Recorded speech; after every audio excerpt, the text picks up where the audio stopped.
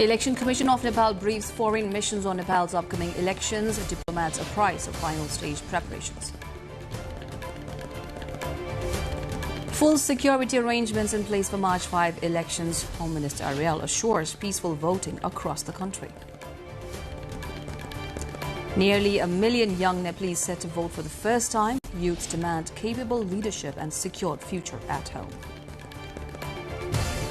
US and Iranian officials meeting in Geneva for a third round of indirect but crucial talks. Trump threatens to strike Iran if nuclear deal is not reached. Kim vows to expand North Korea's nuclear arsenal, calls on US to respect Pyongyang's nuclear power in a rare message. And South Africa seals 9-wicket win over West Indies in ICC T20 World Cup Super 8 clash. Makram's 82-run knock helps to chase target. Hello there, I'm Smitu Gising Tamang. Welcome to NTV World Primetime News, coming to you live from Kathmandu at 1900 hours Nepal time. Elsewhere, it's 13:15 in London, 22:15 in Tokyo, and just after midnight in Sydney. The details now. Nepal's acting Chief Election Commissioner Ram Prasad Bhandari said the Election Commission is active for conducting fair, impartial and credible elections. At an interaction organized today by the Election Commission with officials of diplomatic missions in Nepal, Bhandari informed that election preparation has reached the final stage. Secretary at the Commission, Krishna Bahadur Raut, shared that Election Code of Conduct monitoring committees have been formed in districts for conducting elections in an impartial manner. Informing that voter education programs are being conducted in all 6,743 wards of 753 local level governments, he shared the diplomatic mission officials about the mandatory provision requiring political parties and candidates to open and operate bank accounts for election spending. The Election Commission of Nepal has urged the Ministry of Home Affairs to take necessary measures to prevent any prohibited activities during the election period. It has requested immediate action in accordance with existing laws if such activities are detected, along with a report to the Commission. The Commission instructed the Ministry of Home Affairs to inform all Chief District Officers and security agencies to strictly adhere to the Election Code of Conduct during the campaign prohibition period, which begins at 12 a.m. on March 4. Additionally, the Commission has called for a ban on the sale, distribution and consumption of intoxicants starting 7 days before the voting date until the final election results are announced. Furthermore, the Commission clarified that arrangements will be made for international and domestic flights to continue operating as normal on voting day, allowing passengers with tickets for these flights to use vehicles provided by private parties or their respective airlines to travel from the airport to their homes or hotels.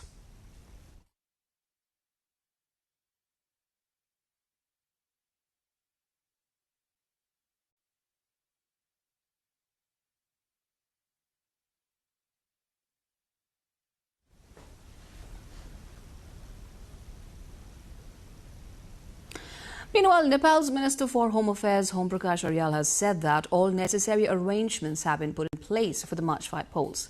In an exclusive interview with NTV World, the minister said that security preparations have been fully completed and security personnel have already been deployed across the country to ensure a free, fair and peaceful voting process.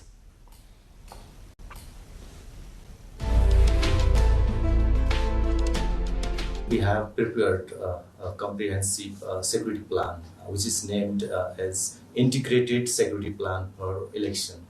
So this security plan has mentioned how to ensure the election security from the very beginning to the end of all these processes. The security plan itself is very clear. At the first layer, there is Nepal Police and the Election Police, the combined. Then in the next layer, there will be APF, Armed Police Force, and in the third layer, there will be Nepal Army. And the vital installations during the election period will be protected by Nepal Army. And those who are deployed in the vital installations, they will be deployed in the election.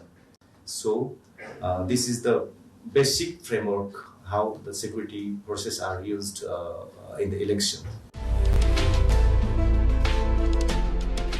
Yeah, it is up to the Election Commission and Home Ministry. We both jointly complement to each other. Those ballot papers are transported to the district headquarters by the Nepal Army. Then from there to the polling station and the office of the election officer. Then district level security arrangement will be responsible. And after the polling is over, then the ballot papers will be returned to the district headquarters, either or at the election officer's office. We have already instructed our security agencies that whenever the situation, we have to make sure that the situation will be not escalated, it will be prevented. So we'll be working out on the preventive phase. The priority is preventive phase.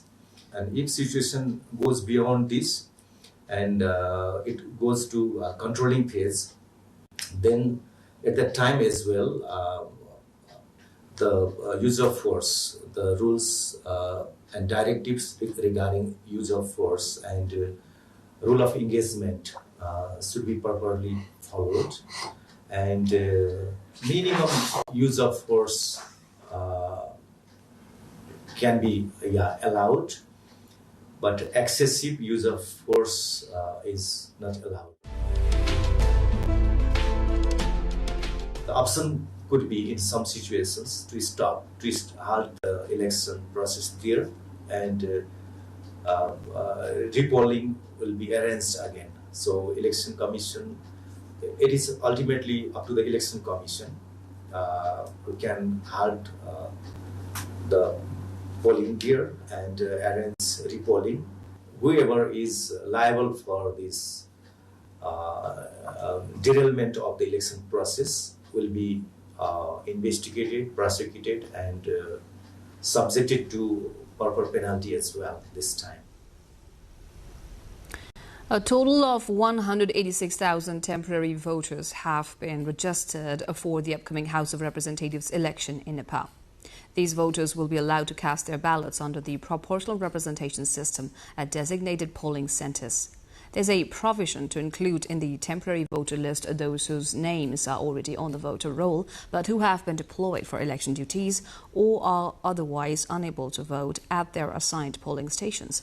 The temporary voter list includes employees working in the government of Nepal, provincial governments, local levels and government-owned institutions, as well as personnel from the army and police, detainees and prisoners in jails, election staff and security personnel deployed for the polls, and chiefs and office bearers of constitutional bodies. According to the Election Commission, 143 polling centres have been designated for these temporary voters. Nepal's first-time young voters are turning out for the March 5 election with hopes of reshaping the country's leadership. These Gen Z voters demand a government that delivers on promises rather than speeches. Sabika Shrestha with Kamal Arial brings more. This election is seeing more than 900,000 youngsters who in maturity are voting for the first time ever. The youths appear highly enthusiastic about voting in the upcoming election to choose qualified and capable leadership for the country. These are the same chunk of people representing the Gen Z generation that led the September 8-9 protests that paved the way for the snap election in Nepal, which is scheduled for March 5. They are highly enthusiastic about voting in the upcoming election to choose qualified and capable leadership for the country. They hope for a better future and a corruption-free society with transparent governance.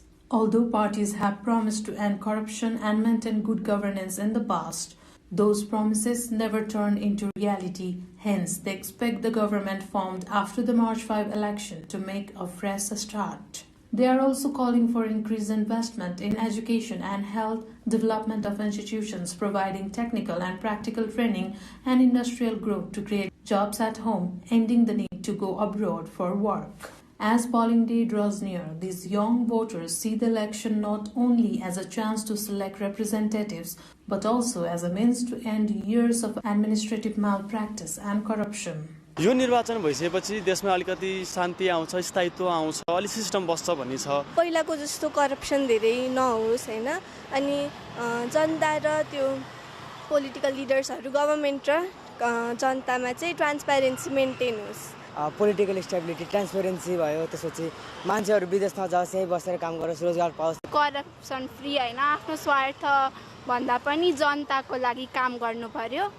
अनि अब राम्रो देश विकास हुनु पर्यो, अब युवाहरुको लागि अपर्चुनिटीहरु चाहियो। Disgusted by delays in government service delivery, financial irregularities at every door, and corruption flourishing under political protection, the youth are searching for leadership that will end all these malpractices this time. Their sole demand and expectation is that the new government to be formed should not just limit its promises to speeches, but should guarantee good governance for the general public in practice. Sabika Shrestha and Kamala Arial with camera person Dhurba Thapa reporting for NTV World. We're going for a short break here. More news coming up.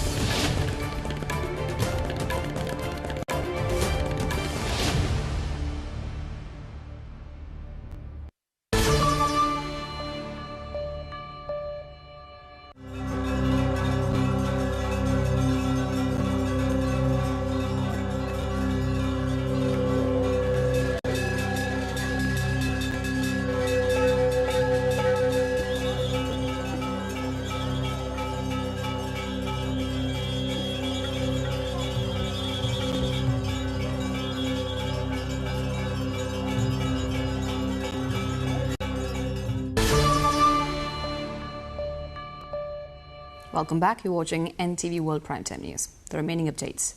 Nepal and India have signed a bilateral Memorandum of Understanding MOU on biodiversity conservation.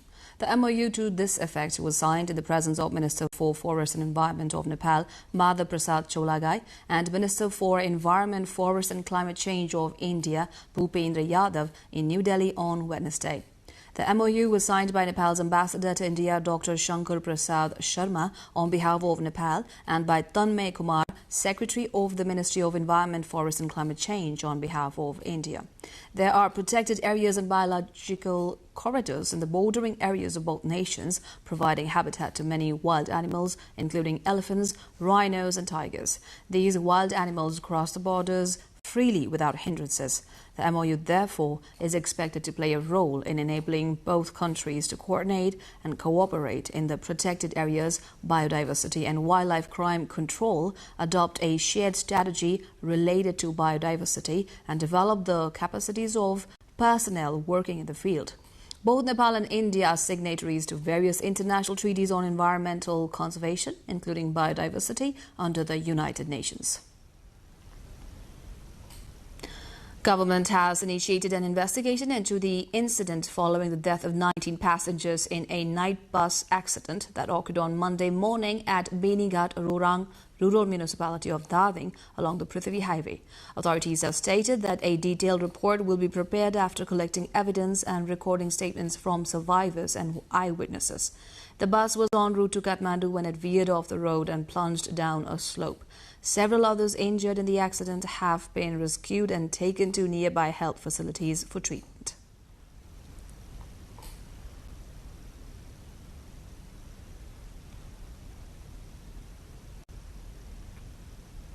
A multi-million rupee tourism project in Dholka has turned into a graveyard for public funds.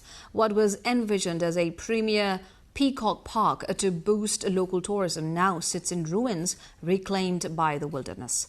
Our correspondent Mandira Thapa reports on how administrative negligence and a lack of foresight have left a 36 lakh rupee investment rotting in Bhimeshwar. In the Birwa area of Bhimeshwar Municipality 5 Dolkha, Nepal's northeastern district, the silence of the forest is no longer broken by the call of peacocks, but by the steady decay of a vision gone wrong. 3 years ago, with much fanfare, 4 peacocks' chicks were released here to inaugurate the Mayur Park. Today, that park is a ghost town. Sprawling across nearly 50 ropenis of land, the project was designed to be a sanctuary for a disappearing species and a magnet for tourists. पारमा मौजु छैन भन्छन् अनि छैन बाबा उद्घाटन गरिदिन खायो अनि मलसाप्राले खायो भन्यो अनि बीचबाटै फर्किन्छन् त्यो माथि हेर्न जानेहरु त. The infrastructure was ambitious: a specialized peacock cage, an ornate entrance gate, access roads, pedestrian trails, toilets, and even a building intended for a cafe. The cost of this ambition, approximately $25,000 allocated by Bhimeshwar municipality over 3 fiscal years. However, local residents allege that the local government has completely abandoned the site. The failure of the park wasn't just administrative, it was biological. Without proper security measures or specialized care, the very birds the park was built to protect became easy prey. Peacocks were once a common sight in the Birwa forests. But forest fires, rapid physical construction, and increasing human activity have driven the species to the brink of local extinction. This park was supposed to be their last stand. Instead, it became a symbol of wasted investment. The mayor of Bhimeshwar municipality, Ishwar Narayan Manandhar, admits the failure.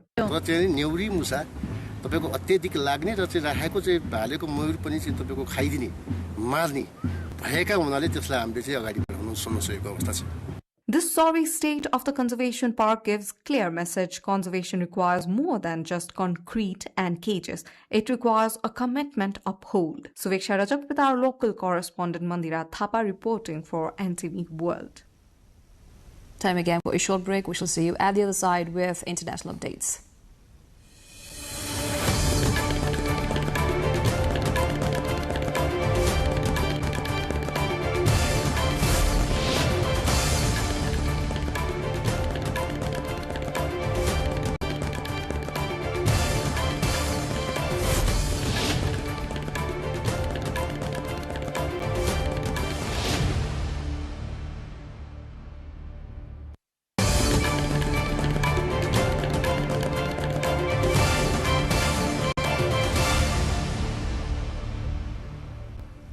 US and Iranian officials are meeting in Geneva for a third round of indirect talks seen as crucial to averting conflict, with President Donald Trump threatening to strike Iran if a nuclear deal is not reached.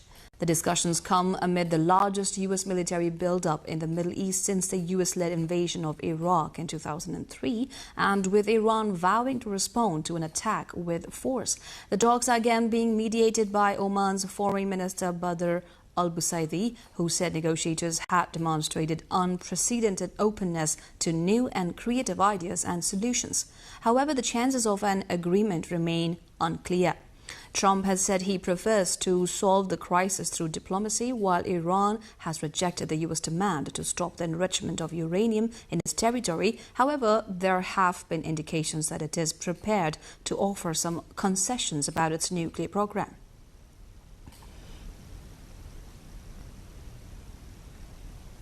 Meanwhile, U.S. Secretary of State Marco Rubio has said that the United States hopes ongoing talks with Iran will be productive, but stressed that discussions will eventually need to go beyond Tehran's nuclear program. Speaking during a visit to St. Kitts and Nevis, Rubio said the administration is seeking a diplomatic path forward, but indicated the broader issues remain on the agenda. I don't think diplomacy is ever off the table. The president wants diplomatic solutions. He prefers them. He prefers them greatly. He wants that more than anything else. So I wouldn't characterize tomorrow as anything other than the latest in a set of conversations, and hopefully they're productive. You know, we'll have to have conversations about more than just the nuclear program, but if you can't even make progress on the nuclear program, it's going to be hard to make progress on the ballistic missiles as well. So I wouldn't characterize tomorrow as anything other than the next opportunity to talk. North Korean leader Kim Jong-un has declared his intent to expand North Korea's nuclear arsenal and operational range, calling on the United States to respect his country's nuclear power in a rare message to Washington. The United States and North Korea could get along, Kim added, but only if the U.S. accepts that North Korea's nuclear weapons are there to stay. His comments, which were made at a 5-yearly party congress held in the capital Pyongyang, are seen as leaving a door open to talks with U.S. President Donald Trump ahead of Trump's visit to China in April. However, Kim dashes hopes of any diplomatic thaw with South Korea, calling them the North's most hostile entity. Russia pounded Ukraine with a barrage of missile and drone attacks across the country overnight, wounding at least 25 people in advance of the latest high-level meeting between Kiev and Washington, aimed at ending the war, now in its 5th year. The strikes came before a scheduled meeting in the Swiss city of Geneva between Ukraine's lead negotiator Rustem Umerov and U.S. envoys Steve Witkoff and Jared Kushner, being held in advance of a full session of talks involving Moscow, Kiev and Washington, expected in early March. Ukraine's leader Volodymyr Zelensky, who has repeatedly sought face-to-face meetings with his Russian counterpart Vladimir Putin to resolve the most challenging issues, said he expected the meeting in Geneva would create an opportunity to move talks to the leaders' level. Putin has dismissed such a meeting repeatedly in the past, calling into question Zelensky's legitimacy as Ukraine's leader. Thai, US, South Korean and Singaporean forces conducted amphibious assault drills in coastal Chonburi province as part of the 45th annual Cobra Gold military exercises. The large-scale maneuvers hosted by Thailand are among the longest-running multinational military drills in the Indo-Pacific region. This year's exercise involves approximately 8,000 troops, including about 3,500 personnel from the United States Armed Forces. Forces from South Korea and Singapore are also participating in the amphibious operations alongside Thai and US units. In total, 30 nations are taking part in or observing the exercises, reflecting the broad regional and international engagement.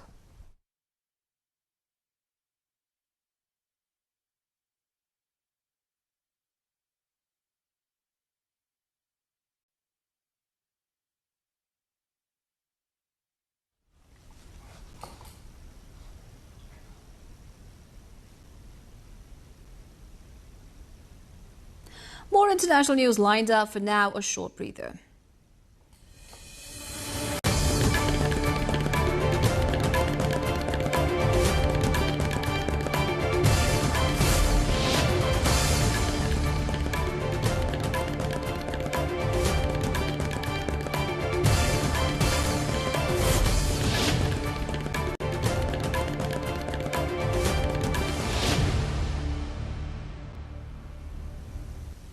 NASA has rolled the towering moon rocket back to its hangar for repairs after launch windows were postponed due to technical issues, further delaying the highly anticipated Artemis II mission.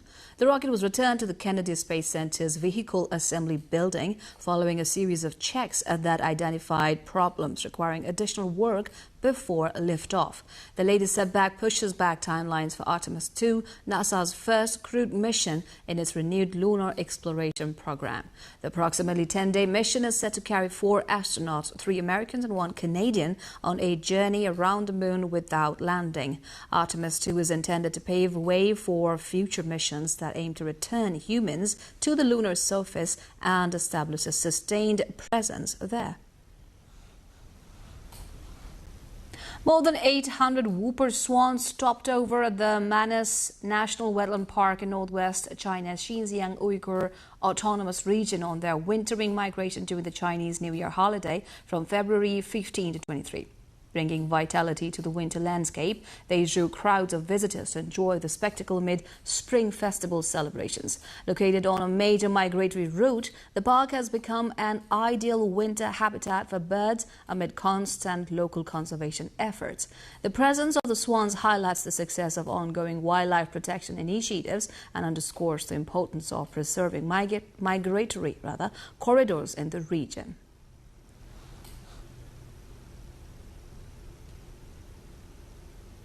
A new AI-powered robot monk named Buddharoid made its public debut at a temple in Kyoto on Wednesday, demonstrating its ability to communicate with reporters and perform human-like motions. Dressed in a simple grey robe and lacking a human face, the robot combines artificial intelligence with robotics to provide spiritual guidance and listen to visitors' personal stories. During the media presentation, Buddharoid said he has been given the role of conveying the teachings of Buddhism and listening to everyone's stories.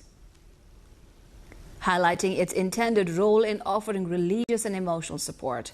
The introduction of Buddharoid reflects broader trends in Japan, where AI and robotics are increasingly being integrated into social, healthcare and cultural settings.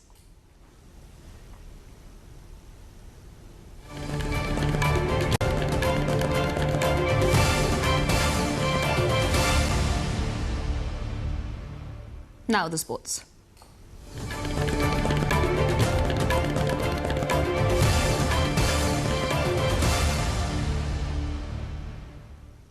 South Africa crushed the West Indies by 9 wickets in their second Super 8 match of the ICC Men's T20 World Cup 2026.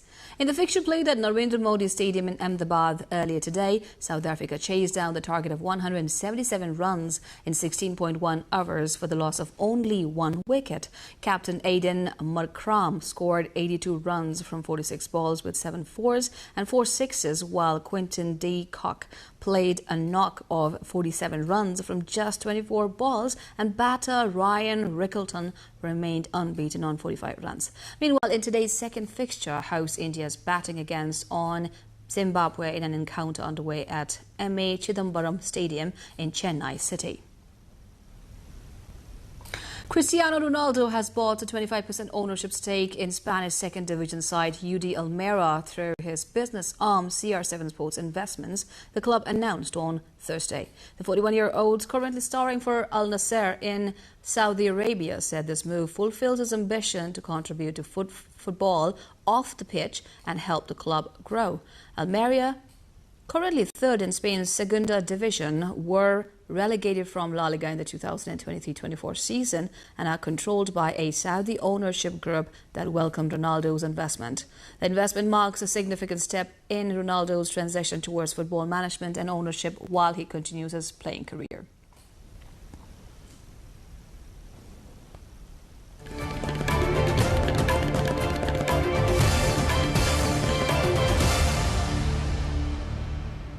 And before we wind up, the headlines one more time.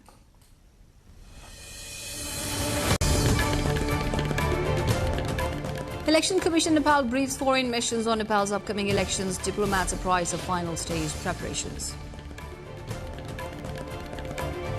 Full security arrangements in place for March 5 elections. Home Minister Ariel assures peaceful voting across the country. Nearly 1 million young Nepalese set to vote for the first time. Youth demand capable leadership and secure future at home. US and Iranian officials meeting in Geneva for third round of indirect talks, but crucial. Trump threatens to strike Iran if nuclear deal is not reached. Kim vows to expand North Korea's nuclear arsenal, calls on US to respect Pyongyang's nuclear power in a rare message. And South Africa seals 9-wicket win over West Indies in ICC T20 World Cup Super 8 clash. Markram's 82-run knock helps to chase target of 177 runs with loss of just 1 wicket. That's all for the moment here on Primetime News. Our next bulletin will be at 2200 hours Nepal time. Do join us through our social media and visit our official website, nepaltelevision.com. I'm Smitugi Singh Tamang. Thank you for staying with us. Have a wonderful evening ahead.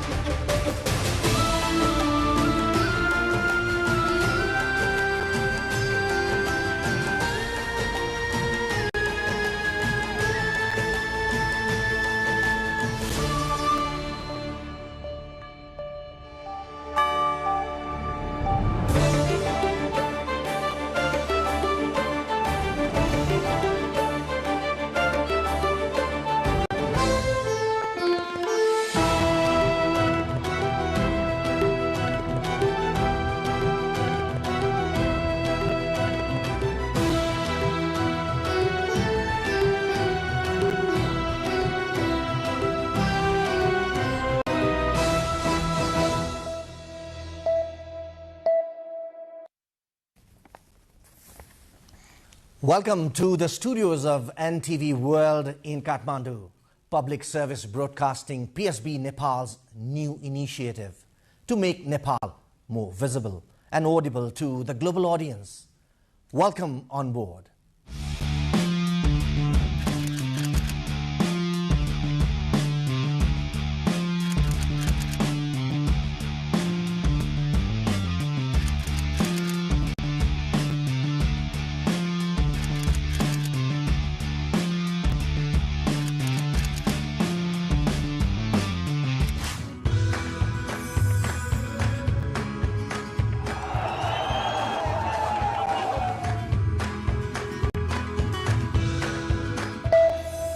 This is NTV World, facts that speak, insights that matter. Telling the stories of a changing planet. NTV World, Nepal's perspective to the world. Exploring the heartbeat of Nepali creativity. This is NTV World. The power of story shaped by technology. NTV World. Unearthing Nepal's hidden heritage. Discovering the timeless Nepal. Telling stories that endure across centuries. Where culture breathes, stories bloom. When the world moves, we make a sense of it. NTV World. Taste of Nepal. Every recipe, every flavor tells the story. Journalism in the digital age. Fast, focused, verified. Stories hold power. Stories reflecting life. Stories of the hinterlands. Reporting for NTV World. This is NTV World. Welcome to News Hour. This is NTV World. Welcome to Primetime News. One story at a time. Crossing borders, connecting voices, where Nepal meets the world in dialogue. This is NTV World, Nepal's perspective to the world. Voices that connect Nepal to the world, bringing perspective, region and relevance to every story. NTV World, Nepal's perspective to the world. Stand by. Mic is on. 3, 2, 1, cue. We are NTV World.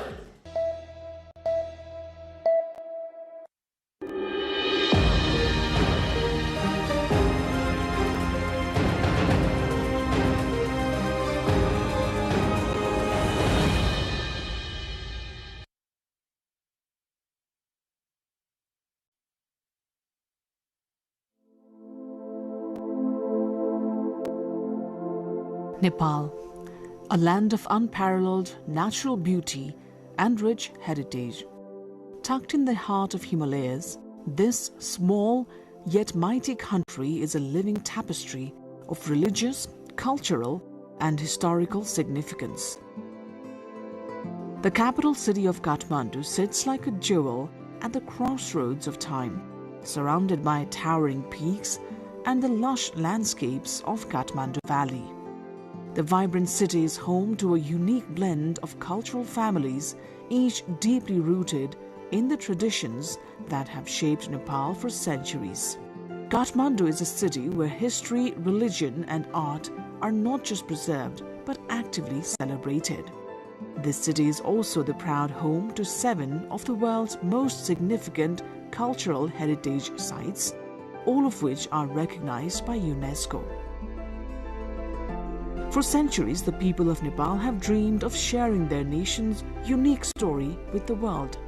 And Nepal and its people have captured the world's attention and admiration.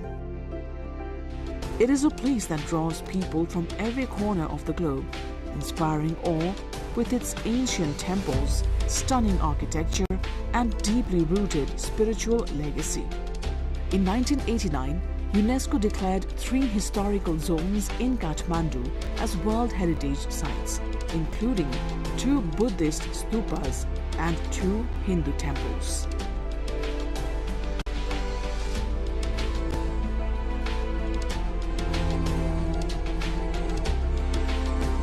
One such remarkable site is the Hanuman Thoka Darbar Square, a historical treasure located in the heart of Kathmandu Valley. The legacy of ancient kings is written in every stone of this sacred ground. From the reign of King Ratna Malla to that of mighty King Bir Bikram, Hanumandhoka has been a central figure in the cultural and political life of Nepal. Here, the temple of Taleju, Jagannath, Shiva Parvati, the massive Thulo Ghanta, Kal Bhairav Shrine, Maiju Devol, and the Kumari Khal are among the most important landmarks. The intricacy of the temples, the carvings, the statues, and the entire architectural composition bear witness to the authenticity and craftsmanship of Nepalese art. The preservation of these artifacts is crucial as many of them are unique to Nepal and cannot be found anywhere else in the world. Each day, hundreds of international tourists visit this place not only to witness its beauty, but also to learn about its cultural and historical significance. Many scholars and academics visit Kathmandu to study the profound artistic and architectural heritage found in the city.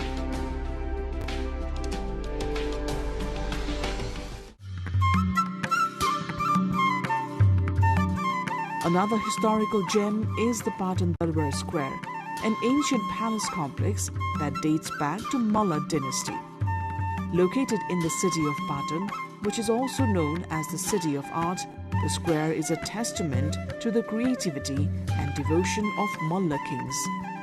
Built during the 17th and 18th centuries, Patan's magnificent temples and palaces were commissioned by King Siddhi Narsingh, King Srinivas and King Yoganendra Malla, whose influence is still visible in the area's grand architecture.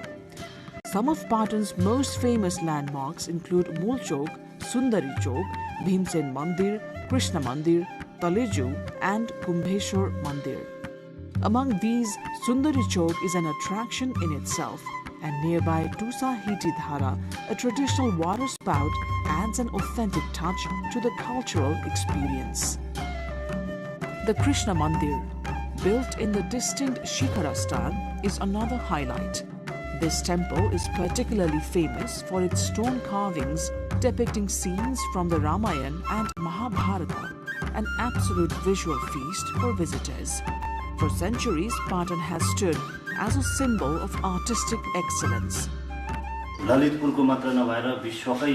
Rato Machinanath Jatra, a festival celebrated not only as the pride of Lalitpur, but also recognized globally for its cultural significance, had just concluded. This year, beginning on May 18, we launched a 40-day campaign showcasing the grandeur of the procession. The participation throughout the festival was truly encouraging.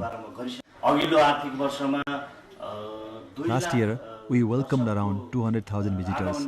This year, by mid-June alone, the footfall has already surpassed 225,000.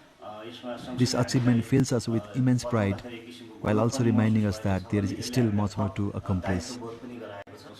We currently offer a guided tour from Patan Dhoka to museum, completely free of cost, with the aim of establishing our heritage as a living part of our collective identity. Patan Museum has long been committed to safeguarding both the tangible and intangible cultural heritage of this region. It serves not only as a local exhibition space, but as a vital destination dedicated to preserving and celebrating the culture of this historic city. Our tangible inheritances, many of them dating back to the Lichavi era, stand as remarkable non-living heritage, while our festivals, rituals and processions embody the vibrancy of our living traditions. Both forms of heritage are invaluable to us. It is our responsibility to protect them, nurture them, and ensure they pass down to the future generations with the same reverence with which we receive them.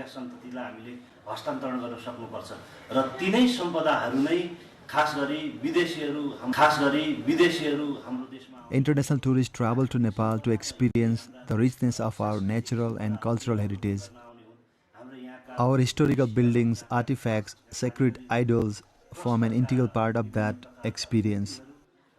Many visitors take the time to explore, observe, and fully immerse themselves in the stories these treasures hold. Established by the King Bardev, the city was originally known as Lalitpuri Adina. It was not just the royal home, but the administrative heart of the region.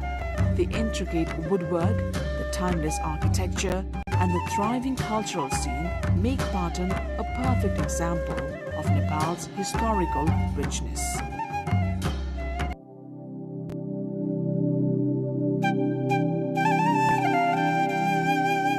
Bhaktapur, another ancient city, takes its place among the jewels of Nepal.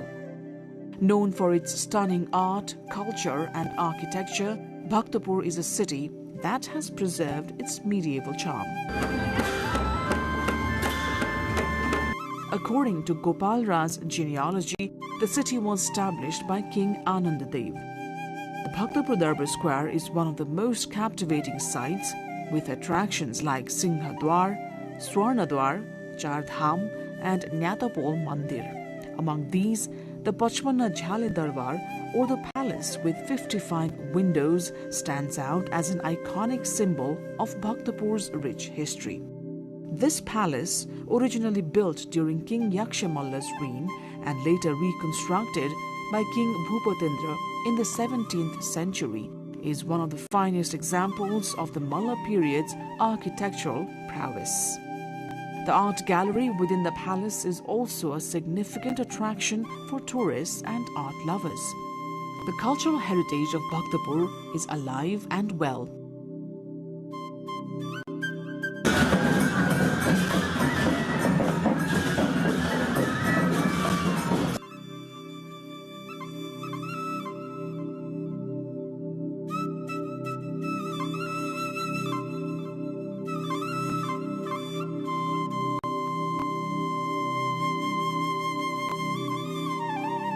Now we are in Bhaktapur and we are very surprised about the city.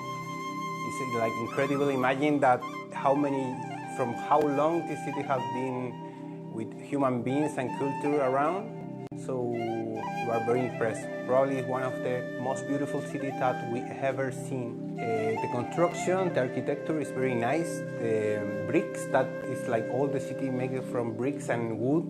And the people also is very happy, very friendly. You can move easily from anywhere because they have transport for everywhere. Take a long time to be in the road because the roads are not so good, but you can do it to any place. So it's very easy to move, it's very beautiful to see, and it's very satisfied for your heart, this kind of culture.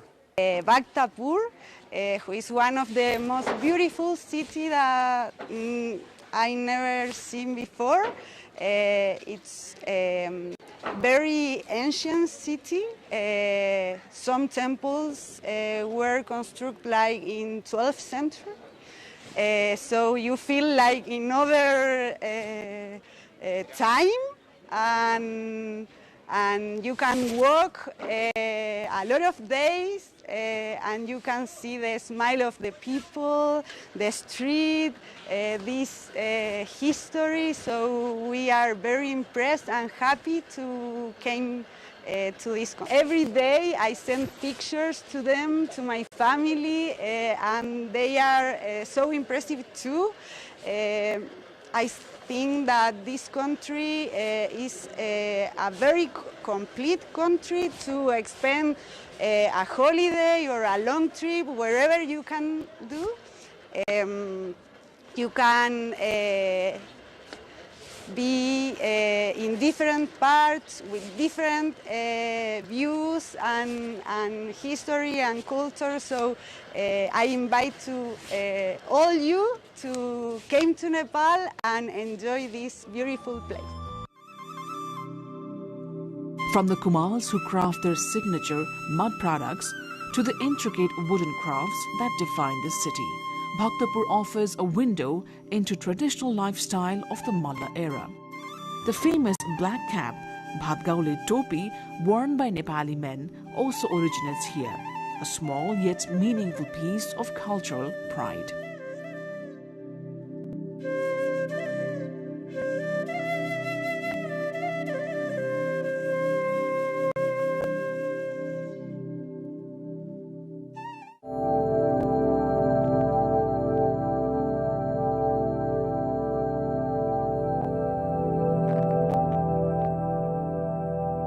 On the spiritual front, Pashupatinath Temple is one of the most revered religious sites in Nepal and across the Hindu world.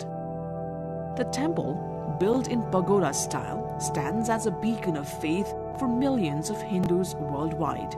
It is believed that a pilgrimage to Pashupatinath is equivalent to visiting 4 sacred dhams of India. Built by King Bhupatindra Malla, this temple serves as a center of worship for a diverse array of spiritual communities, including Buddhists, Jains, Sikhs, and others. The Pashupatinath complex is rich with temples, shrines, and sacred sites, each one steeped in centuries of religious history. One of the most significant festivals here is Shivaratri, a grand celebration of Lord Shiva that attracts thousands of devotees from around the world. Every year, during the special month of Shravan, the temple hosts vibrant rituals and ceremonies, drawing pilgrims to witness these sacred observances. The surrounding Slaes-Mantak forest adds to the serene atmosphere of Pashupatinath. The temple's unique wooden structures, gilded pinnacles, and the bronze statue of Nandi at the entrance all contribute to the spiritual ambience. The daily evening lighting ceremony at the Pashupatinath is a tranquil and profound experience for both locals and international visitors alike.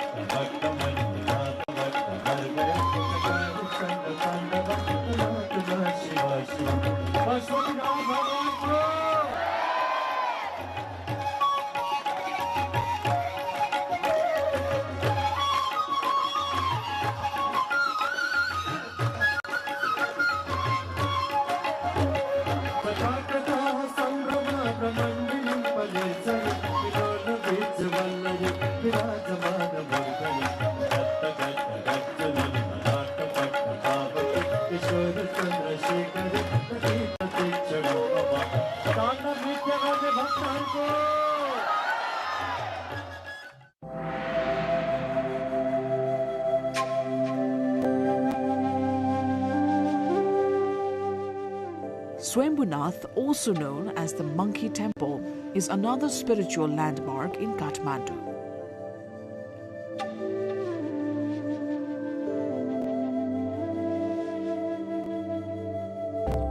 Perched atop the Padmakantagiri hill, this ancient stupa offers sweeping views of the entire valley.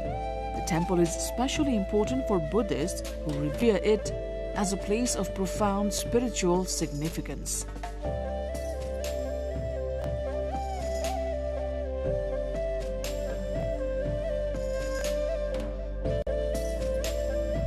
Legends say it was here that the Bipasri Buddha meditated, marking the beginning of Kathmandu Valley's spiritual foundation.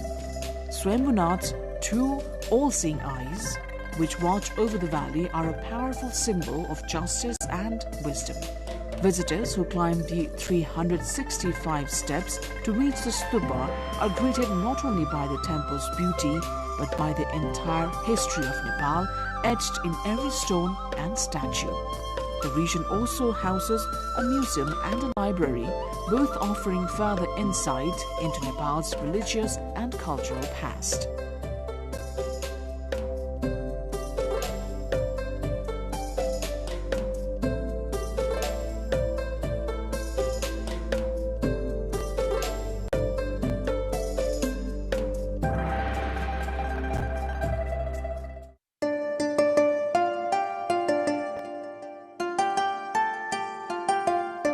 Equally impressive is the Bodhanath Stupa, one of the largest in South Asia.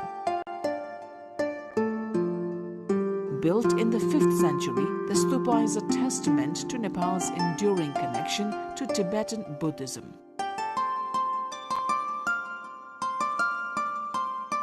The legend surrounding Bodhanath's construction is as captivating as its physical presence.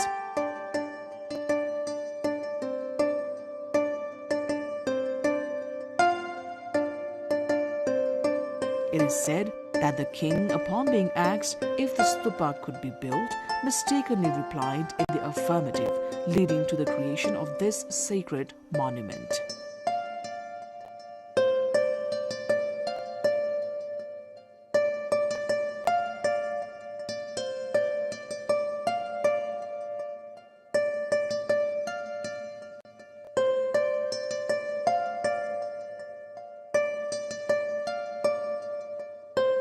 Bodhanath has become a hub for the Tibetan Buddhist community, especially during Losar festival, celebrated by Sherpa people.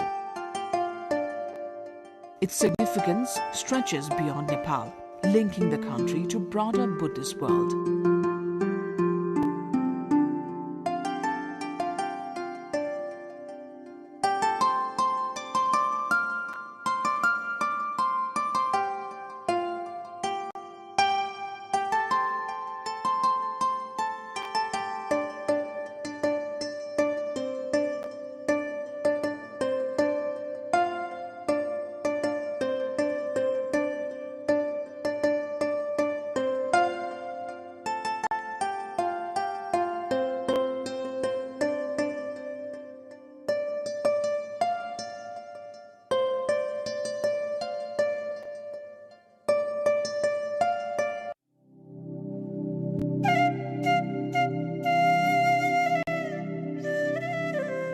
The Changunarayan temple, located on the outskirts of Bhaktapur, is another example of Nepal's ancient cultural heritage.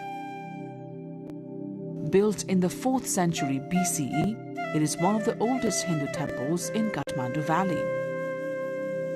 Its intricate woodwork, stunning carvings and inscriptions make it a true architectural marvel.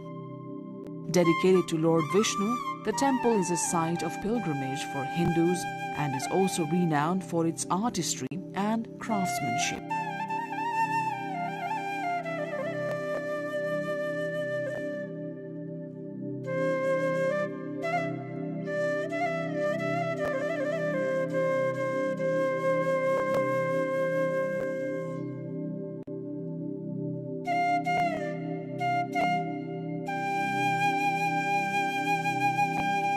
Kathmandu's heritage is not just a relic of the past, it is a living, breathing part of the city's identity. Both the local government and the people of Nepal continue to prioritize the preservation and promotion of these ancient sites, welcoming visitors from around the world to explore and appreciate the rich cultural and historical legacy of this beautiful land.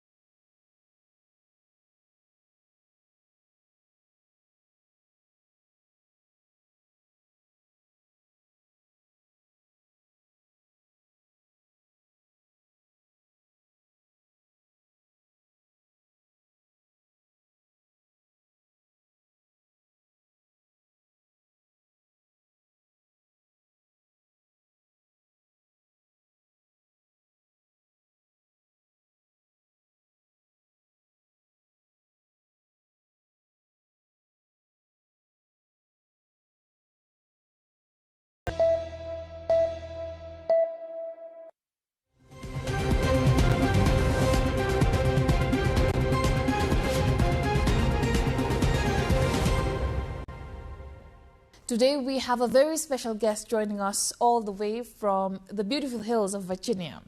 Tara Linhart, an award-winning musician who is known for blending Appalachian bluegrass with Nepali folk sounds. Tara has performed on some of the biggest stages in the US and has a deep connection with Nepal's music and art. And joining her is Prince Nepali, a talented sarangi player, music educator, and a generational musician continuing his family's rich musical legacy. Please welcome Tara Linhart and Prince Nepali.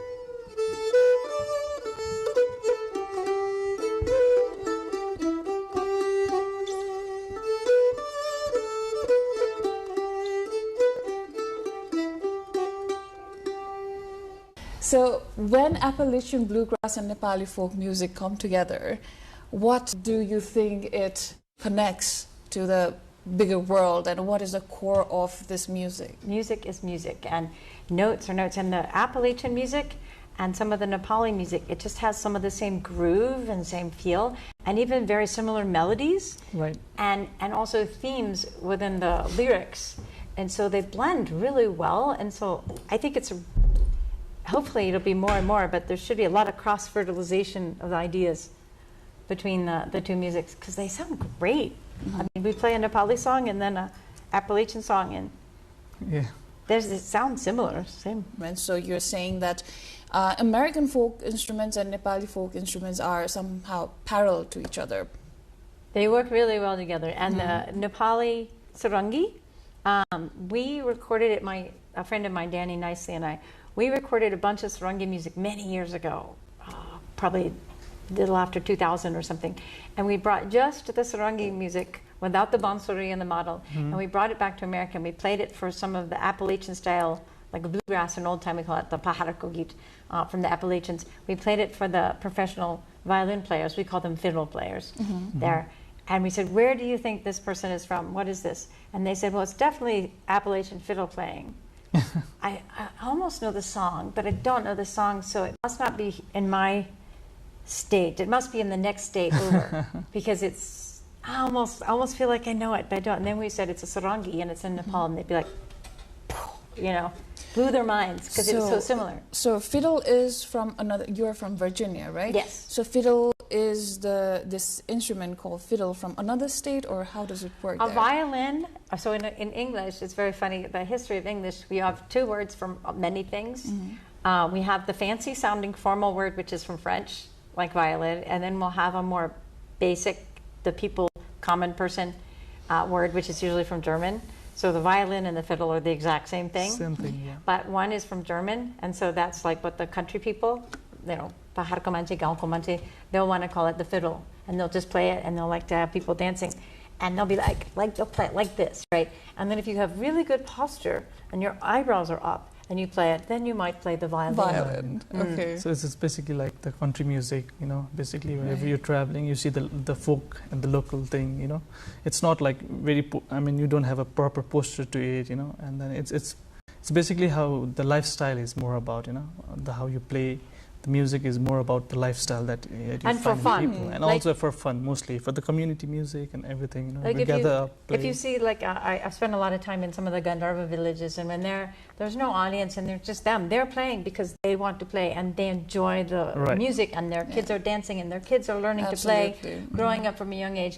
And it's the same thing in the Appalachian Mountains, which is interesting because a lot of the city people in the United States have no idea about Appalachian culture in the United States, which is quite funny. If you ask a lot of people throughout the United States, especially from urban areas, but any place that's not in that little Appalachian, middle Appalachian zone, if there is Raksi, if there's moonshine, and they'll say, no, there used to be, maybe 100 years ago, it's not, doesn't exist now. I think however, people around the world have this misconception that Americans, even us, like our generation, they don't have culture, per se. But like the sarangi, we have our own community-based musical instruments, like the sarangi, the tamangs have the tungna, the damfu. Absolutely, and yeah. we have the madal. So can you tell me our what traditional are instruments? instruments? Yes. So yes, we have the mandolin. And each of these, because the United States is such an immigrant place, a lot of them were brought over. So mandolins were brought over, I think, by the Italians initially, because the Italians were very well known for making them. I think the guitar came from the Spanish coming over. Right. The banjo came from Africa and was modified in the United States. This was also, the Italian mandolins had a big round back on them. But then the Americans, Orville Gibson actually figured out you could make it just concave like a violin or fiddle. So you have the basic, also upright bass is very common. So you have bass, guitar, mandolin, banjo, fiddle, which is violin. But yeah, so that, and people just play on their porch the exact same way that like a Gandharva community would just play on their porch. They finished doing the farming, they play music for fun, and now, of course, with the evolution of post-industrialization, people are specializing. Prince, what about the sarangi? Sarangi is actually mostly played by the people here called Gandharva. So Gandharva mostly came from the west actually, western part of Nepal mostly, and now they're all over Nepal actually, and I think Tara is actually has done a lot more work on Gandharva as well. So she's been like taking some documentaries from back then, you know, and yeah, I think the Gandharva people. So the king, like every ethnic group had their own jobs to do. Right. So Gandharva people were given the musical thing where they used sarangi and their vocal. So back in the days when there was no means of communications like televisions and radios, so Gandharva people, they used to go around the village, you know, give the message to the people. So basically by storytelling or singing the song, you know. Bringing the news. Bringing the news, actually, and going from village to village. Talking about me, I'm the fourth generation in my family to play this instrument.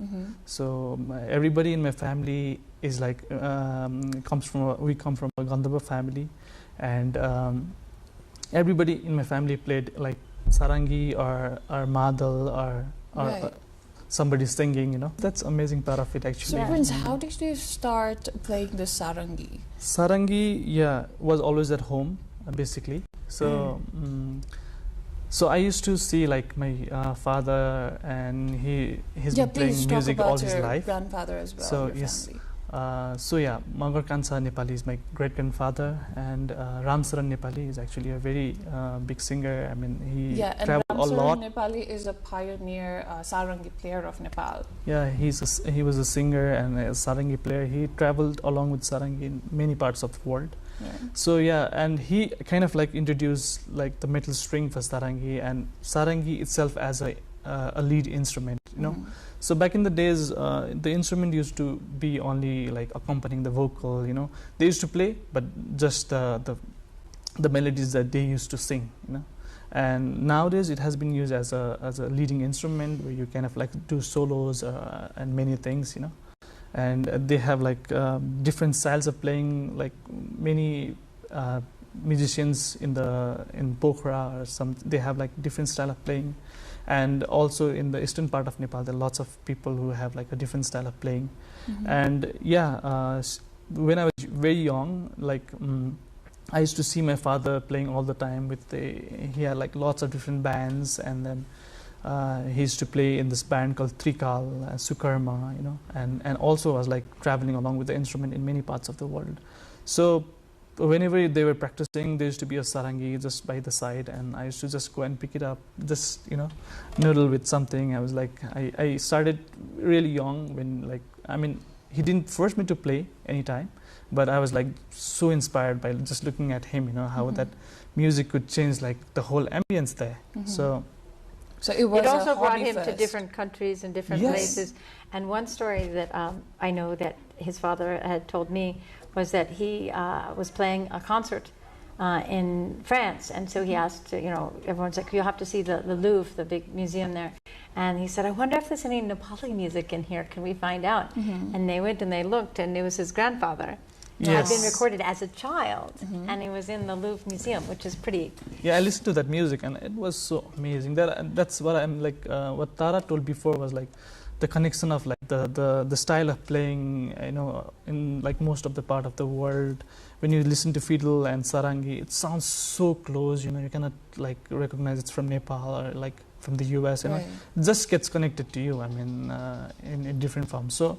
Yeah, and I started like when I was 7, just playing, you know, a few songs and just imitating my father, you know, how he used to play. And then it became your passion. And yeah, it became part of my life. And your brother also is a musician? Yes, my brother, he's a singer actually. He does play like a Nepali rhythm, like Madhul Dhime. But he's a very good singer. It's called Prijal Nepali. So he's done many commercial songs at the moment, and yeah. My friend that I made a documentary called the Mountain Music Project, going back and forth between Virginia and our Pahar Gogit and mostly the Gandharva as focus.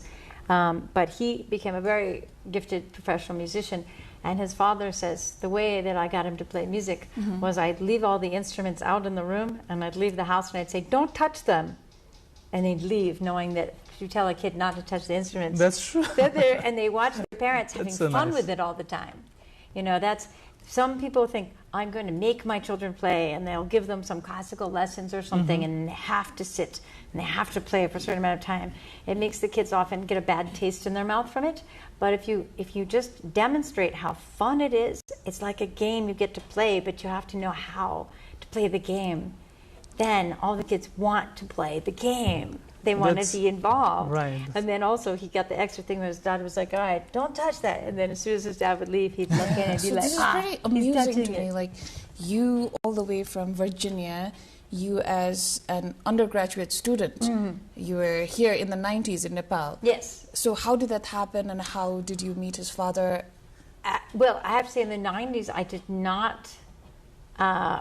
not get connected with the Gandharva community yet. I got connected with the Newari community. So I was here as a University of Wisconsin student, and I traveled with an environmental NGO called ECA around Nepal, which was very interesting. I studied tabla with Homnath Upadhyay, who I ended up meeting his son at a gig after we played together in America. And I also studied with Shambhuji Mishra. But I spent most of my studies in Bungamati studying wood carving. So I studied with Puniraj Tulador, which was quite an honor because he's a brilliant wood carver. And I lived with his family. And Shanta Tulador is now an amazingly good wood carver. And so is Purna Lakshmi, who's a female wood carver. And I believe one of the only full-time, like, really top-notch female wood carvers that I know of. Bungamati is actually the capital of wood carving in Nepal, right? So you've not only experienced the music here, but also the other arts and architectures as well. So how were you interested in the I wood mean, carving? how could you not be interested in wood carving? Like, I came to Nepal, I didn't know much about it, and I saw it, and I was like, oh, I have to do this. Yeah, I mean, it just blew me away, you know, right. seeing them working. And I was like, wow, can I learn that? And luckily, the University of Wisconsin at that time had a program here, which was very open-ended and pretty much let us study anything, as long as we wrote a 100-page paper at the end. And so I ended up writing my paper just about Bungamati and anything I could find about it, because I spent most of my time carving wood. And then at the end, I was like, oh, I have to write my paper. But it sounds amazing, though. It's an amazing opportunity, and I still am connected with them. And they're like family now, because I've known them since they were little kids, and now they have kids, and their kids So are this early connection in your life with Nepal's art and culture is what inspired you to do music. I actually decided to become a professional musician when I was at Kopan doing a meditation retreat, and I was not meditating very well. I was not. Okay. I was not having empty mind. Instead, I would sometimes giggle, and I was thinking about what I really wanted in my life, and I decided I wanted to be a musician. I was studying tabla at the time, and the more I got good at tabla, the more I wanted to play melody and rhythm again from strings, because I was a guitar player growing up. And then I decided I love to travel, and I love to be able to walk up the mountains and fly different places. So I realized a mandolin could do everything a guitar can do, but it's more travel size. And so Yeah. I was sitting there pretending to be meditating on emptiness at Kopan, and I was actually thinking, yep, I'm going to buy a mandolin as soon as I get home. That's what Wow. I'm going to do. So my experience with a silent meditation retreat at Kopan for 2 weeks was I became a professional mandolin player. Wow. I don't think that's what they hope for everyone in meditation, but that was my result. So moving to Prince, so you come from a very musical family, a family with a rich musical legacy. So how do you experiment and relate between something like this instrument right here, mandolin, and with someone lively as Tara? Like, how do you connect and balance between tradition and experimenting? A very good question, actually. So, for an artist like coming from a very folk, traditional playing background, you know, so actually my family has been very inspiring in that part where you basically kind of like experiment with so many things. And yeah, as I told, like my grandfather, he kind of like started with some back then, like sarangi strings, you know, used to be a gut string like made from intestine, like sheep intestine strings, you know. And slowly, like we nowadays, I think we like really use those strings. And then in few places we do, but and then it turned into a nylon string. People do play nylon string as well at the moment. And so we moved to a metal string, which is very easier to travel with and very reliable on terms of like doing big concerts, you know. So as we have to like mostly travel, play with a different kind of music, you know, I kind of like crafted my own style where I kind of like want to jam with some other musicians, and I probably like got very inspired from my father because he used to travel around and play with so many other musicians, you know. So all over the world, yeah. All over the world. I mean, he was like, I got so inspired from him. Yeah. So, and he used to sometimes jam with the mandolin, sometimes with the violin, and sometimes with some percussion. I mean, I saw so many musicians in my life where he kind of like connected to me, and then like. And I think his family, all the members of his family have pioneered some of the new technology, and now it's taking off about, you know, putting a pickup on an instrument, playing it with a standing up stand, playing with a strap, playing, and the same thing with our traditional music in Appalachian, bluegrass and old-time music. There will be the purists who will say, if you tune your sarongi different ways, or use how far can you take it with pedals where it's no longer a traditional instrument, there's no right or wrong answer. We find so many common things, you know, when you're hearing the fiddle tune, I find it's like, oh, I think I could play that in sarangi, you know. Right. That could be so wonderful to play, and some melodies are very connecting, like that. So like few melodies that I was learning from it, like.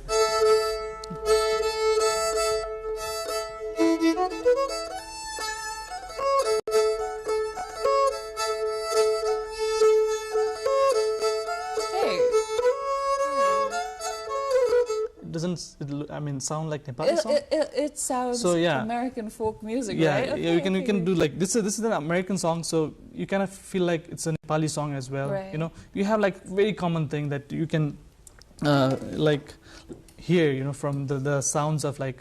So I probably find it like you have like so many wonderful melodies that you can hear like and connect together, you know. Both are musical educators as well.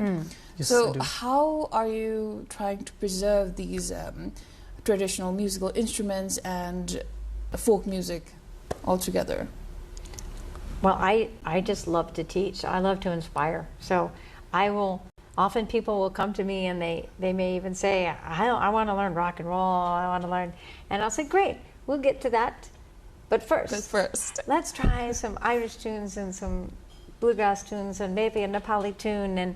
And so I introduced them to a buffet table, is what I think of it as, of like, you know, when you go to a buffet and it has different kinds of foods. And I say, why don't we play some gypsy jazz, and we'll play some bluegrass and some old time and some Irish and some Nepali. And then you can taste the flavors. And 90% of the time, they taste some of these traditional flavors and they love it. Yes. And they want to play more. And I don't know about you, how would you go approach? So I think first of all by playing, mostly inspiring people. So that's how I go first. Like first of all, I think I have to be like inspired just to play this instrument first of all, and then I can inspire other people as well. It's not always the easiest way to make a living, music, but it's very fun. I feel like everyone should try it. Try it. Yeah. Like just one musical instrument or go for singing. I think, of course, I mean, if you're in Nepal and then also like any part of the world actually, you have like, I'm talking about Nepal, but you have like so many different instruments in Nepal that you can learn, and you can just like sarangi is one of them, and you have tungna, you have arbazo, you have madal, you have basuri, so many different instruments. And I think one of them should just give it a try, or just just as a hobby. I mean, it is like fantastic when you're playing music and trying to like play with other people as well, What would you like to tell the world about folk instruments and folk music? Do you want to share something to the world, and do you have a message to them? Yeah. Play music and follow us. Buy our CDs and listen to us on Spotify, of course, and all of those things. Do you have to say something? iTunes, whatever. Yeah, actually, same as Tara. You just listen. I mean, have fun. Just pick up an instrument, play.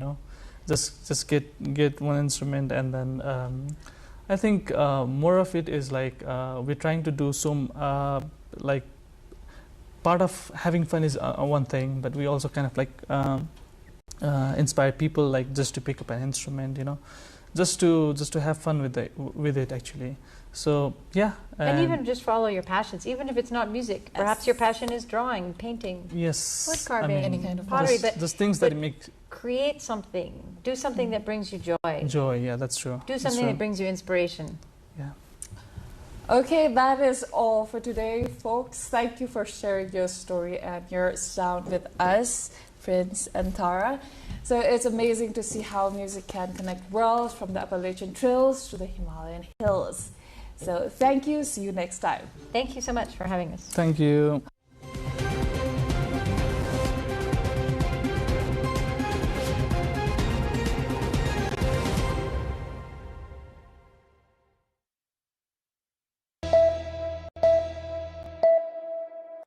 Votekosi and Trisuli river rafting. Rafting has lately been gaining popularity among tourists. The adventure sport, which previously was popular only among foreigners, is now drawing the local tourists as well. Trisuli and Votekosi rivers that are close to Kathmandu are two popular destinations for rafting in Bagmati province. Let us first explore Votekosi. Whitewater rafting at Votekosi river is included among the 10 best adventure destinations for rafting in the world. Votekosi, which is well facilitated with food and accommodation, can be a great destination for rafting and other adventure sports. Rafting at Trisuli river is popular among domestic tourists, as the location can be reached in an hour from Kathmandu. This is where most tourists go for rafting in Nepal.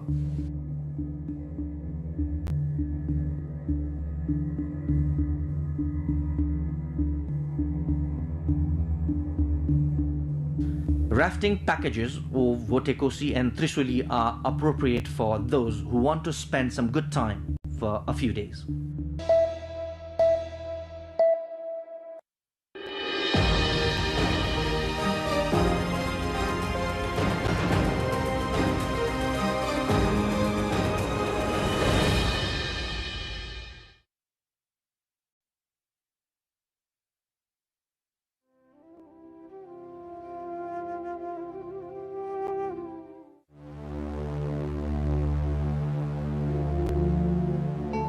A majestic destination blessed by cultural, religious, historic and natural diversities.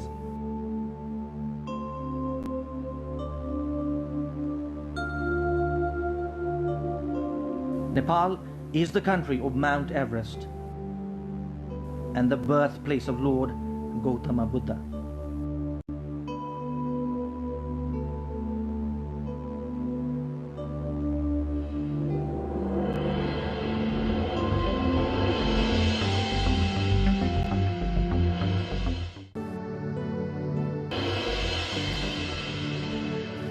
Karnali is synonymous to Nepal.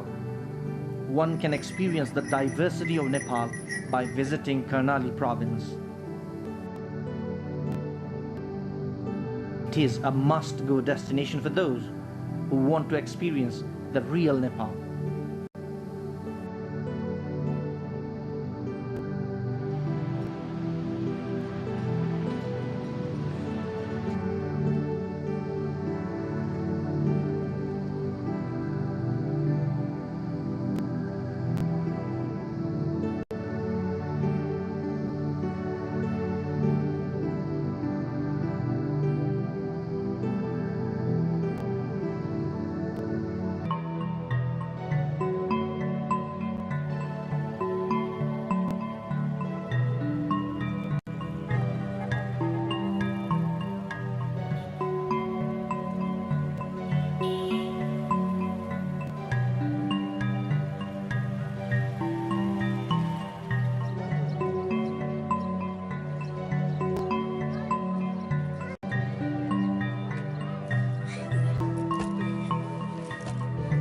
Karnali, that represents Nepal's age-old civilization, is in itself mesmerizing.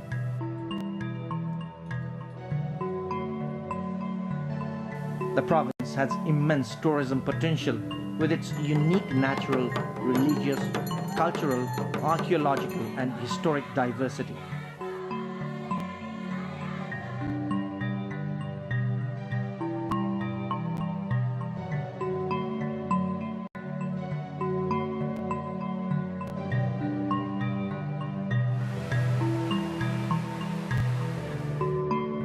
The famous tourist destinations in the province have played an important role in representing Nepal at the international level.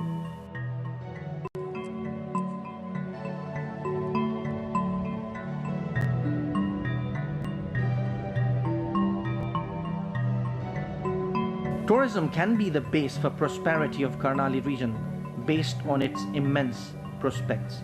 Lakes, water bodies and famous religious sites are the major attractions for tourists in this province.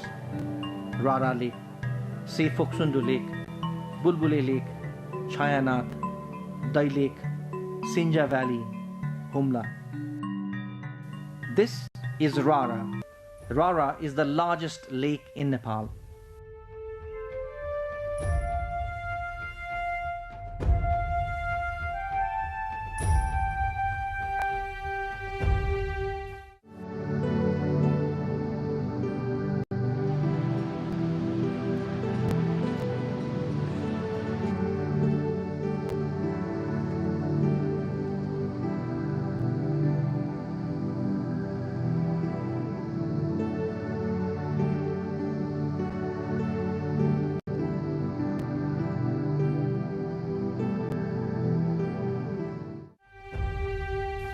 The lake is situated at Chayanath Rural Municipality of Mugu District in the Rara National Park.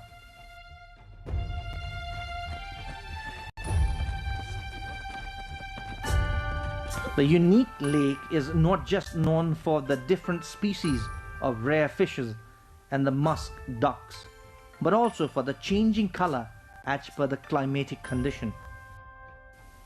Many foreign tourists come here to witness the camouflage of this majestic lake.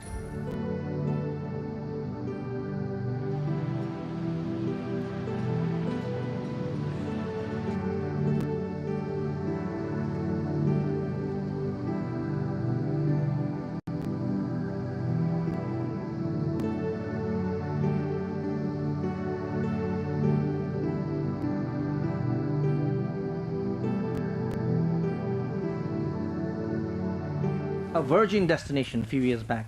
Now, more than 50,000 tourists flock the Rara Lake every year, and the number is constantly on the rise.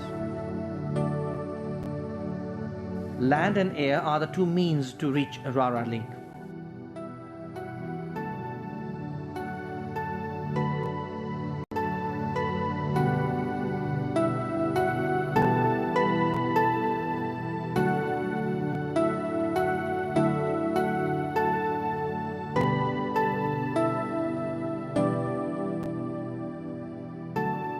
You can reach Rara in a day from Kathmandu by air.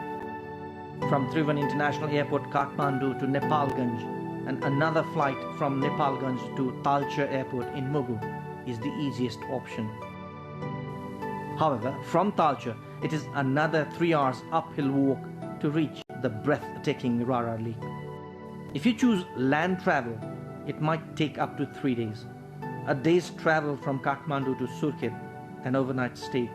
Manma, the district headquarters of Kalikot, from Surkhet, an overnight stay. And on the 3rd day, you can reach the Rara Lake. You need not walk if you choose this route for Rara Lake. Humla is a very remote Himalayan district of Nepal bordering Mugu. It has great touristic importance.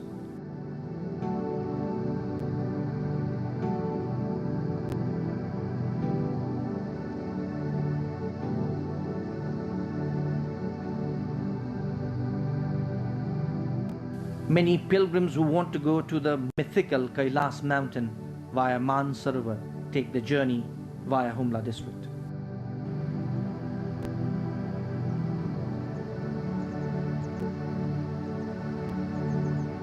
Tourists, mainly Indian pilgrims, travel to Mansarovar, one of the largest pure water bodies at the highest altitude in the world, for religious purposes. This is the shortest and the most convenient route for the pilgrims.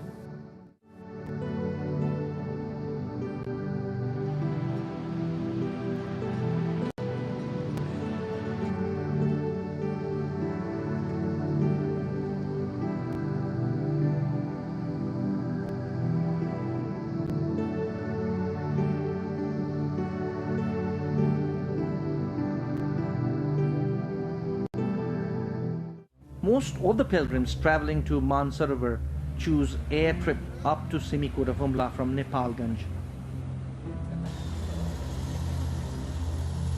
From Simikot, helicopter trip up to Hilsa, from where they enter Chinese autonomous region of Tibet.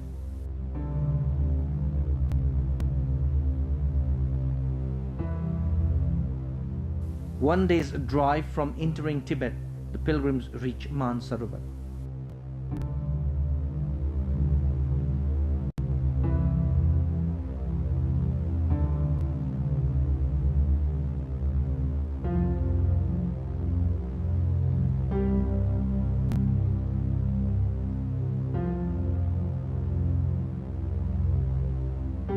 The Kimi Valley of Humla is another new tourist destination in the district.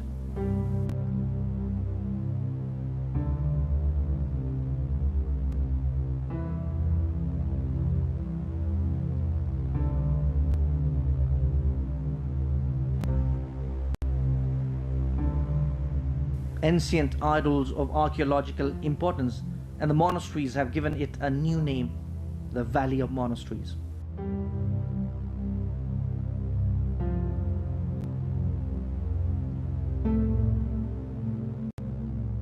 These priceless statues, sculptures, and artifacts are the major attractions in the valley.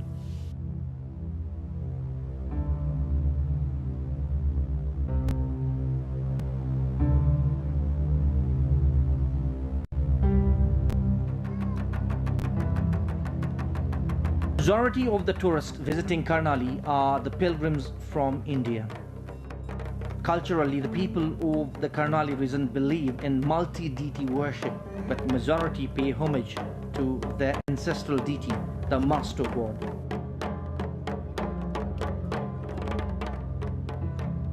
The famous ritual of worshipping 12 Master deities has become a popular subject for researchers and tourists alike.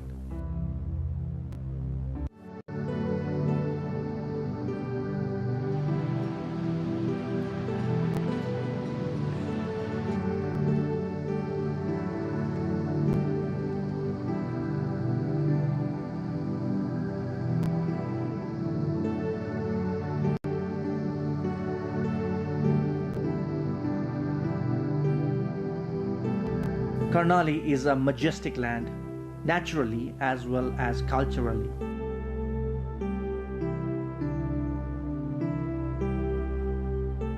It has religious and cultural heritages in abundance. It offers attractions for tourists of varying interests.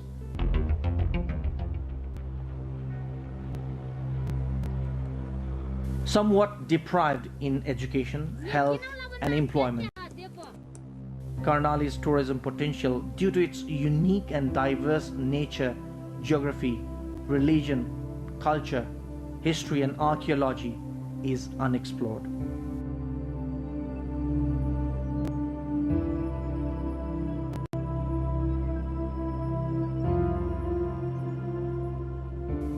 Many potential tourist destinations have yet to be explored in this region. So far, 101 destinations in the region have been branded as of touristic importance.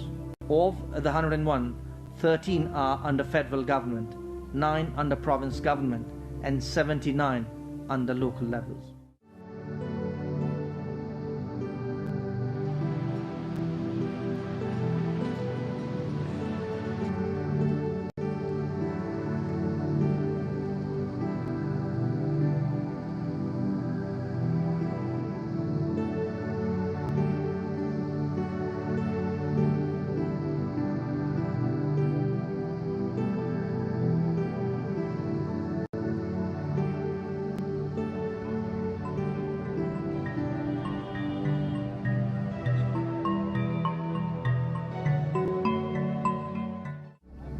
Karnali might lack top-class infrastructures including roadways, hotels, or communications, but many destinations attract adventure tourists. Likewise, medicinal herbs like Yarsagumba, Kali Marsi paddy, millet and barley fields attract tourists when in full bloom. Some of the best organic dishes on offer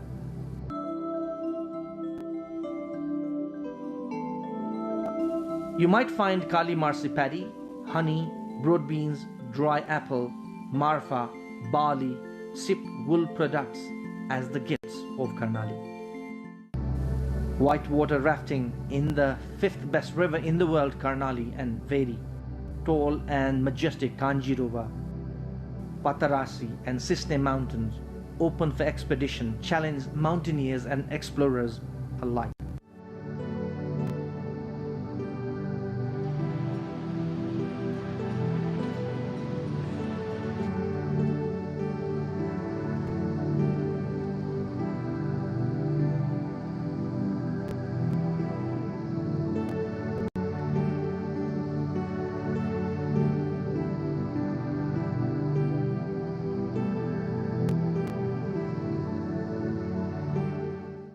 Karnali is also known as the origin of civilizations, including language, literature, art, and culture. It's a pure and revered land.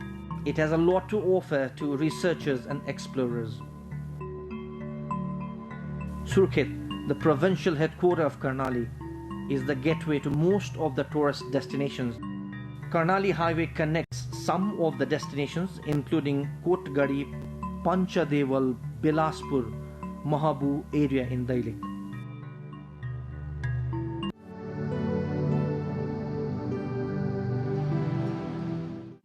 Pachal waterfall in Kalikot, Sinja Valley and the Dul monastery of Jumla, and Rara Lake of Mugu. Very few destinations of Mugu and Jumla have road access. On the other hand, many budget travelers are not encouraged to traveling in Karnali, as it is relatively expensive due to unavailability of road network. It is a must-go destination for those who want to experience the real Nepal.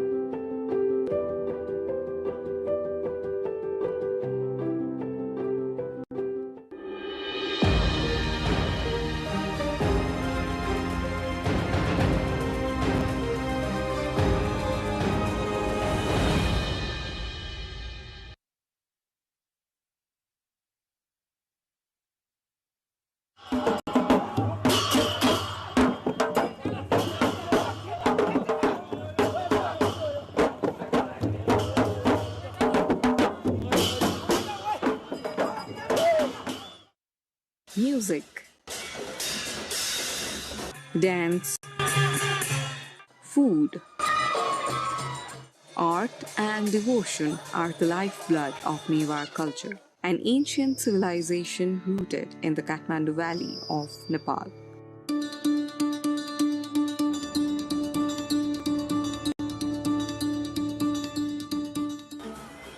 With lively festivals nearly every fortnight, the Newars celebrate life through a rich tapestry of traditions known as Jatra, deeply intertwined with the rhythms of agriculture. This is a culture where every celebration is a living expression of heritage, community, and spiritual joy. Welcome to the ancient heart of the Kathmandu Valley, Chaba Hill.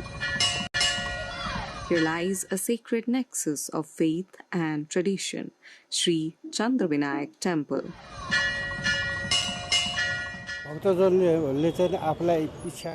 The wishes of the devotees, for instance, moving abroad, or the most important is to get rid of want and allergies. And if we lose something, then we offer a kisli, an ancient small bowl made of clay in which we put rice and a supari with a coin.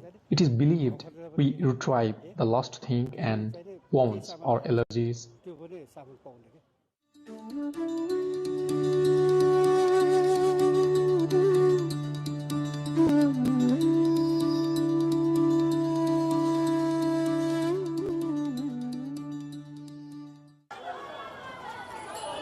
This location is not just a place of worship, it is the stage for one of the region's most vibrant annual celebrations, Sri Chandravinayak and Sri Bhairavnath Jatra.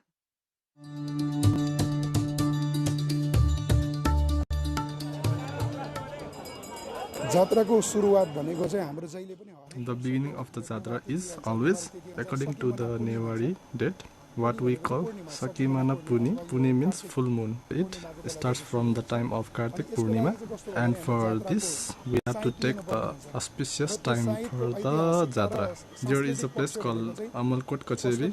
We go there about a week in advance to get the auspicious time. After they give us the auspicious time, then we start the management things.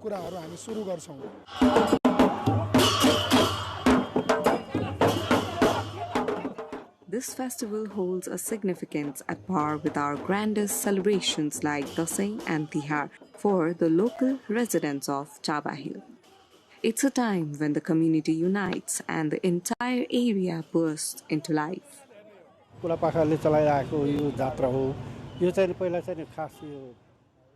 Old-aged people are the contributors for the contribution of this Jatra festival. In early days, it was done during days, and the deities were kept in a basket from the sources. Now, we use chario because to local resident people like us, this festival is like Dasai and Tihar. Those are the greatest festival for Nepalis. Another reason is that a lot of people worship Lord Ganesh. The importance of the four Lord Ganesh is advertised. That is why there are lots of devotees visiting the temple. More than importance, it is the preservation of our culture and heritage that we are trying to do best. The Jatra centers around two powerful deities, Lord Ganesh, known here as Chandrabinayak, and the fierce protector Bhairavnath. We also consider Chandra Binayak Bhagwan as the first deity, right? The god who received blessings from Shiva Parvati or the parents. The first one who remember and worship when we humans worship is Sri Ganesh Bhagwan. All the Hindu Sanatan Dharma followers all over the world consider Ganesh Bhagwan as the first deity. Similarly, Chandra Binayak, the name is different, but their feeling and over devotion towards them is the same. Similarly, Bhairavnath, who is located here in Chabel, Bhairavnath is considered to be a deity who originated here naturally even before Ganesh Bhagwan. Now we consider Bhairav as a form of Shiva, as a part of Shiva, right? In this way, we consider Chandra Binayak Bhagwan and Bhairavnath as the center of our faith.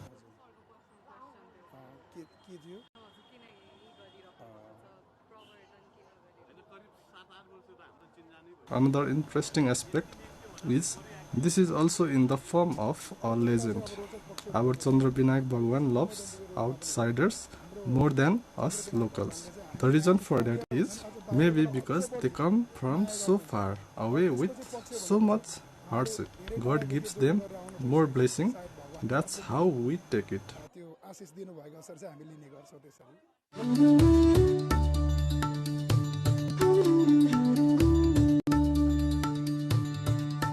Historically, the architecture itself whispers tales of antiquity. The temple complex standing near the ancient Charumati Stupa showcases relics dating back to the Lichvi period, as far back as the 5th to 6th centuries.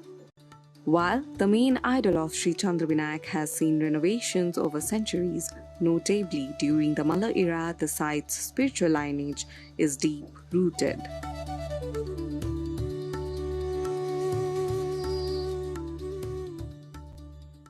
हाम्रो यो गणेशलाई चाहिँ चन्द्रविनायक चार गणेश मध्ये एक गणेश भगवान हो एक गणेश जस्तै चन्द्रविनायक Suryabinayak जलविनायक Ashok Vinayak Sri Chandra Binayak is one of the most important lord in the four Vinayak, Surya Vinayak, Chandra Vinayak, Jal Vinayak and Ashok Vinayak. This Jatra was initiated during the Lichhavi period as Ganesh Kumari and Lord Bhairav were way before this time frame is known.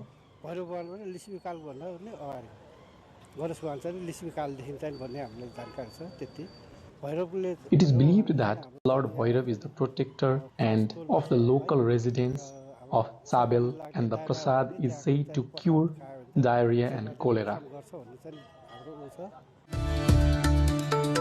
The unique feature of this celebration is the dual focus. While the pillar of Bhairavnath was historically renowned, the divine presence of Lord Ganesh is equally honored.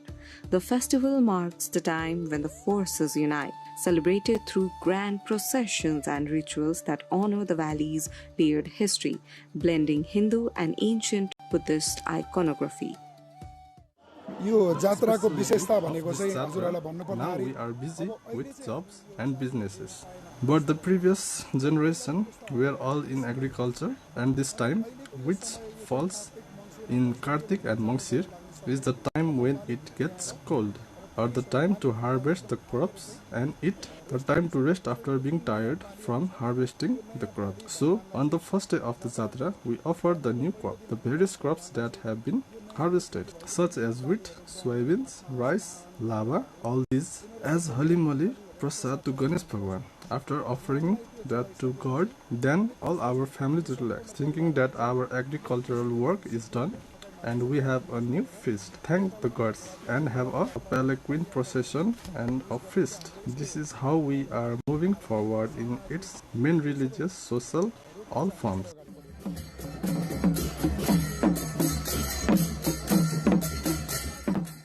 The main celebration commences on the full moon day of Hindu month Kartik, which typically falls in November. The first day of the full moon of Kartik, we lit a sacred fire known as Dhuni. Second day is Ganesh Jatra here in the temple. On the third day, we take the chariot to Chuchepati, and end the 4 days ceremony with Sindur Jatra.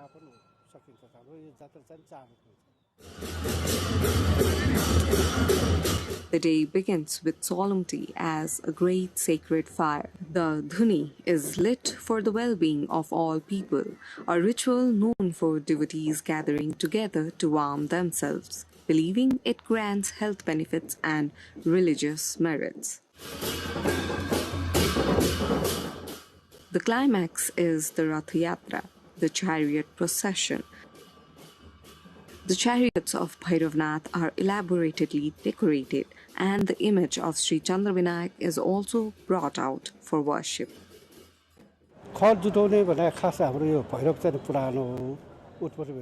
Playful chariot battle is done as Lord Ganesh is worshipped at first, and the chariot of Lord Bhairav ramps up the chariot of Sri Chandravinayak 3 times, believing this long ceremonial ritual.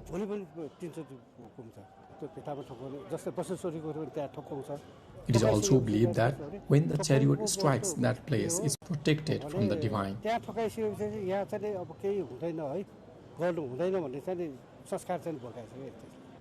Previously, chariots were stopped in front of every house, but nowadays it is only stopped in most important places of Chabel due to urbanization.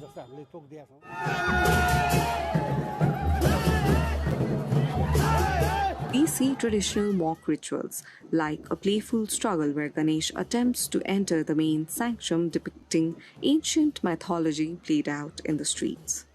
The deities are later bathed in the ancient Gangahiti, a water source just north of the temple, a ritual that can last late into the night. The atmosphere is one of joyous devotion and playful energy.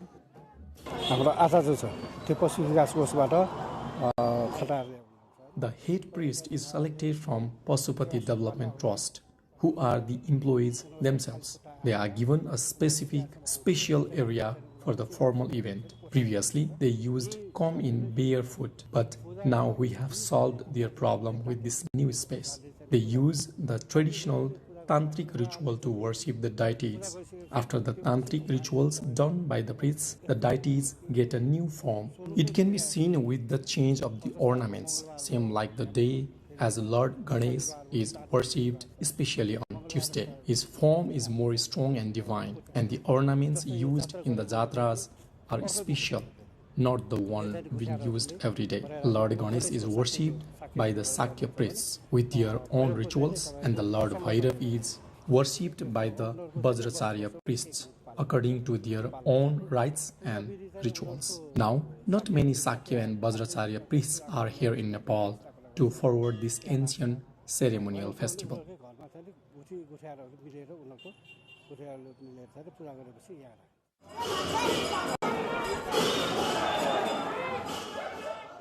More than just religious rites, the Jatra is a powerful social binder. It is the time when relatives are invited as honored guests, transforming Chabel into a hub of reunion and festivity. The homes themselves become part of the decoration illuminated to celebrate the occasion.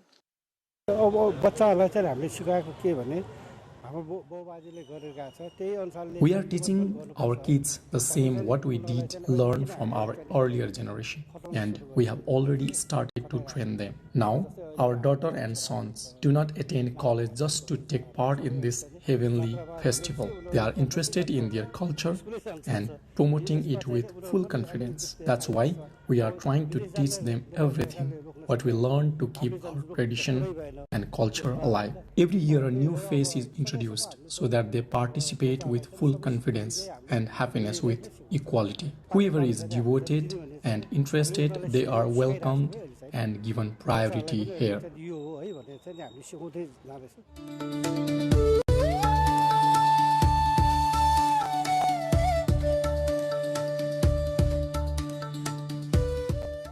Devotees strongly believe that participating in this Jatra guarantees the same spiritual blessings as worshipping the deities throughout the entire year.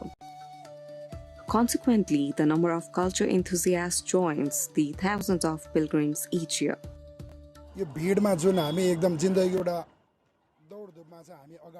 In this crowd, we are moving forward in our race of life. Mostly people go abroad for studies or money, but there are many friends like us who feel that our identity, the heritage of our country, the greatest assets of our country is our culture, which our ancestors have been handing over to us. This is our identity. If this identity is not preserved, then in the future neither our existence nor the existence of the nation of Nepal will remain.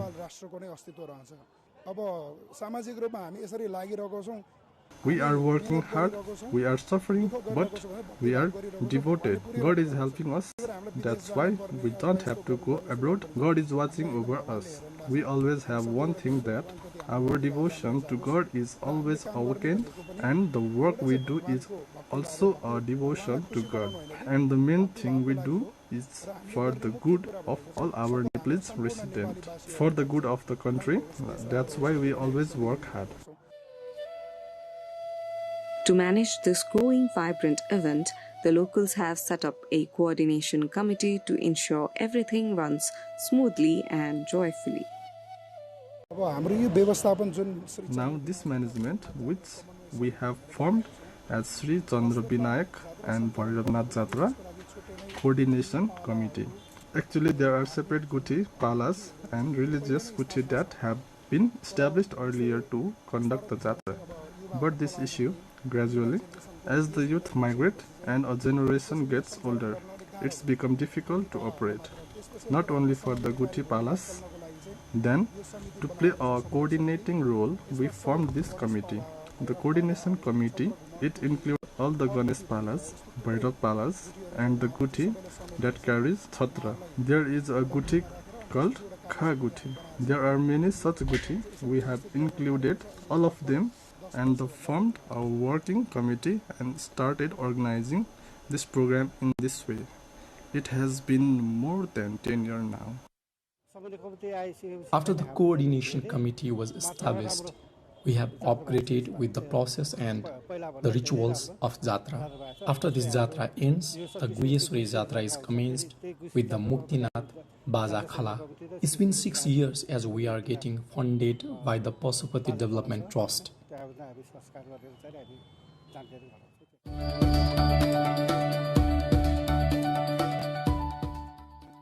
This historic and ancient cultural heritage of Chaba Hill stands as a vital part of Nepal's identity. Preserving and revitalizing this tradition requires a collaborative commitment from the nation as a whole and from every Nepali, both at home and abroad. It's been 6 years as we are getting funded by the Pasupati Development Trust, increasing the fund by 10% every year. As I have known, it is 70 to 80,000 rupees. From the municipality office, we are also funded 10 lakh Nepalese rupees. But as the governmental process takes time and the taxes are deducted, we get 8 lakh rupees in total for the festival. So we all residents of Chabel gather together and collect fund if the scarcity occurs. But we do not stop the festival.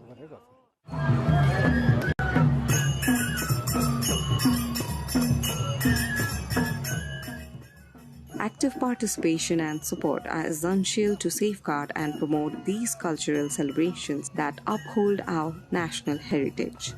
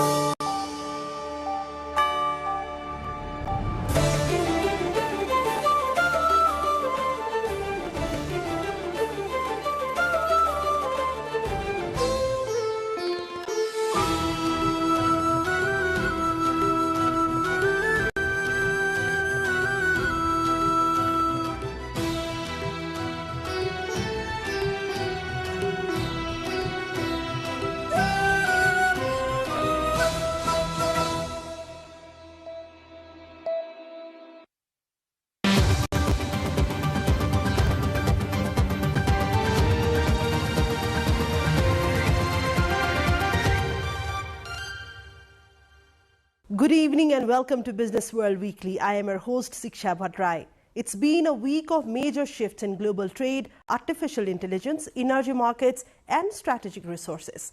From Washington to New Delhi and across Latin America, economic decisions are reshaping investment and markets. Here are the top global business stories this week.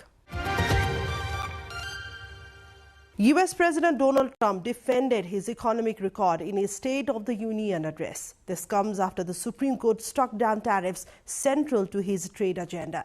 Markets are watching closely as questions rise over the future of US trade policy. US President Donald Trump delivered the longest State of the Union address in US history Tuesday night, highlighting his economic record and foreign policy achievements as he seeks to energize Republican voters ahead of the 2026 midterm elections.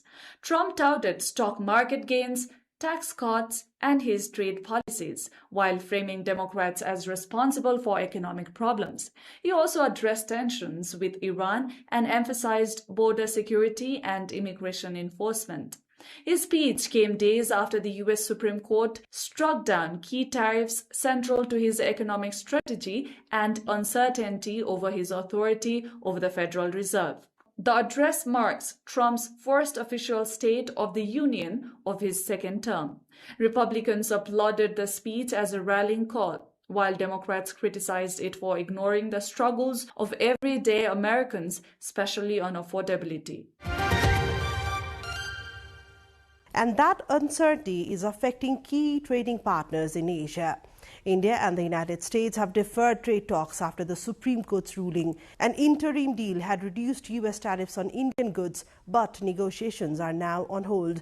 The delay adds volatility to South Asian supply chains and global exports. India and the US have deferred trade talks which were set to take place this week as they study the implications of the US Supreme Court striking down the Donald Trump administration's global tariffs. An Indian delegation was due to travel to Washington this week to finalize the terms of an interim trade deal which was announced earlier this month. The agreement reduced US tariffs on Indian goods from 50% to 18%, even though several aspects of it remained unclear. The Supreme Court ruling has led to new uncertainties as Trump said he would impose global tariffs of 15% on all goods coming into the US. The new developments come after a chaotic few months for Indian exporters who have been grappling with 50% tariffs imposed by Trump, which came into effect on 27th of August. The duties included a penalty for buying Russian oil, which Trump had long criticized. And while trade talks stall, another story is reshaping the global economy: artificial intelligence. India hosted its first global AI summit, aiming to become a hub for AI infrastructure. Tech giants pledged billions in long-term investments during the event. The summit highlights India's growing role in the global AI economy.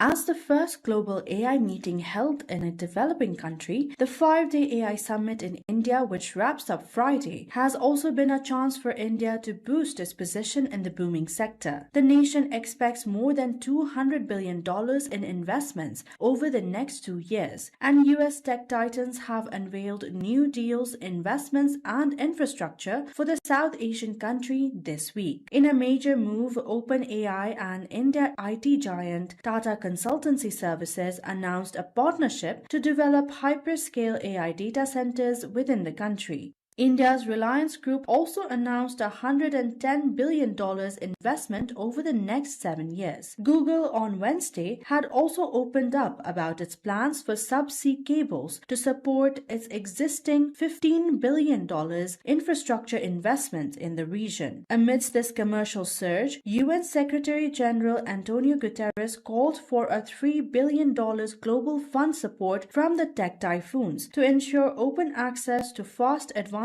technology for all.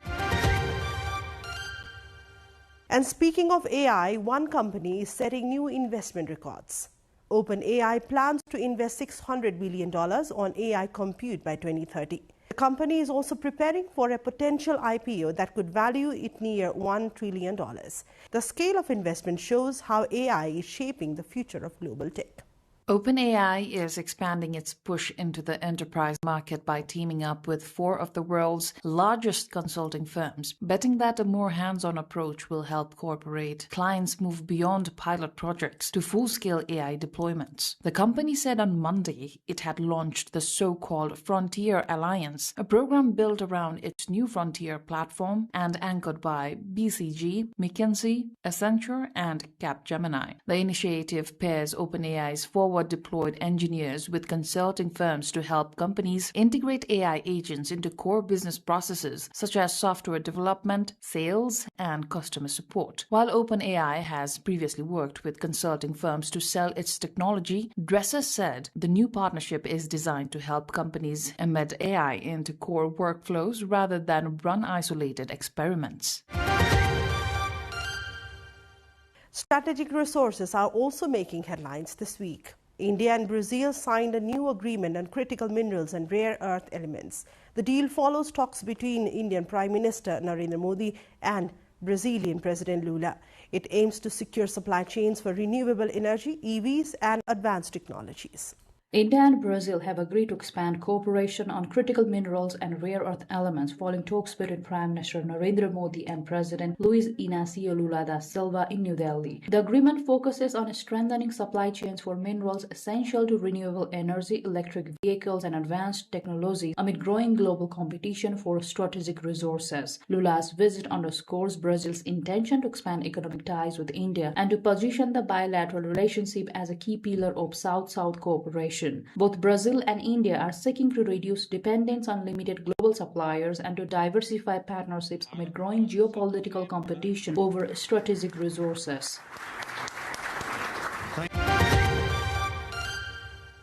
Meanwhile, conflict continues to impact markets in Europe. Sweden announced its 21st military aid package for Ukraine worth $1.4 billion. The funds will strengthen air defense and ammunition supplies. The ongoing war continues to influence global energy, fertilizer, and grain prices. Sweden has announced its 21st military aid package for Ukraine, valued at 12.9 billion kronor or $1.4 billion, which focuses primarily on air defense. Defense Minister Paul Johnson noted that this contribution aims to meet Ukraine's specific needs for ammunition and platform maintenance. A significant 4.3 billion kronor is dedicated to providing advanced short-range air defense. The remaining funds will cover long-range artillery shells, training, and a collaborative drone project, with delivery of the Tridon Mk2 mobile anti-aircraft artillery system expected within 24 months. This package is part of a larger 40 billion kronor annual budget, with more announcements planned for later this year. Energy market reforms are also underway in South America. Venezuela launched a pilot program for premium gasoline at market-linked prices. The move follows political changes after the fall of Nicolas Maduro. Analysts say broader reforms could affect global crude supply.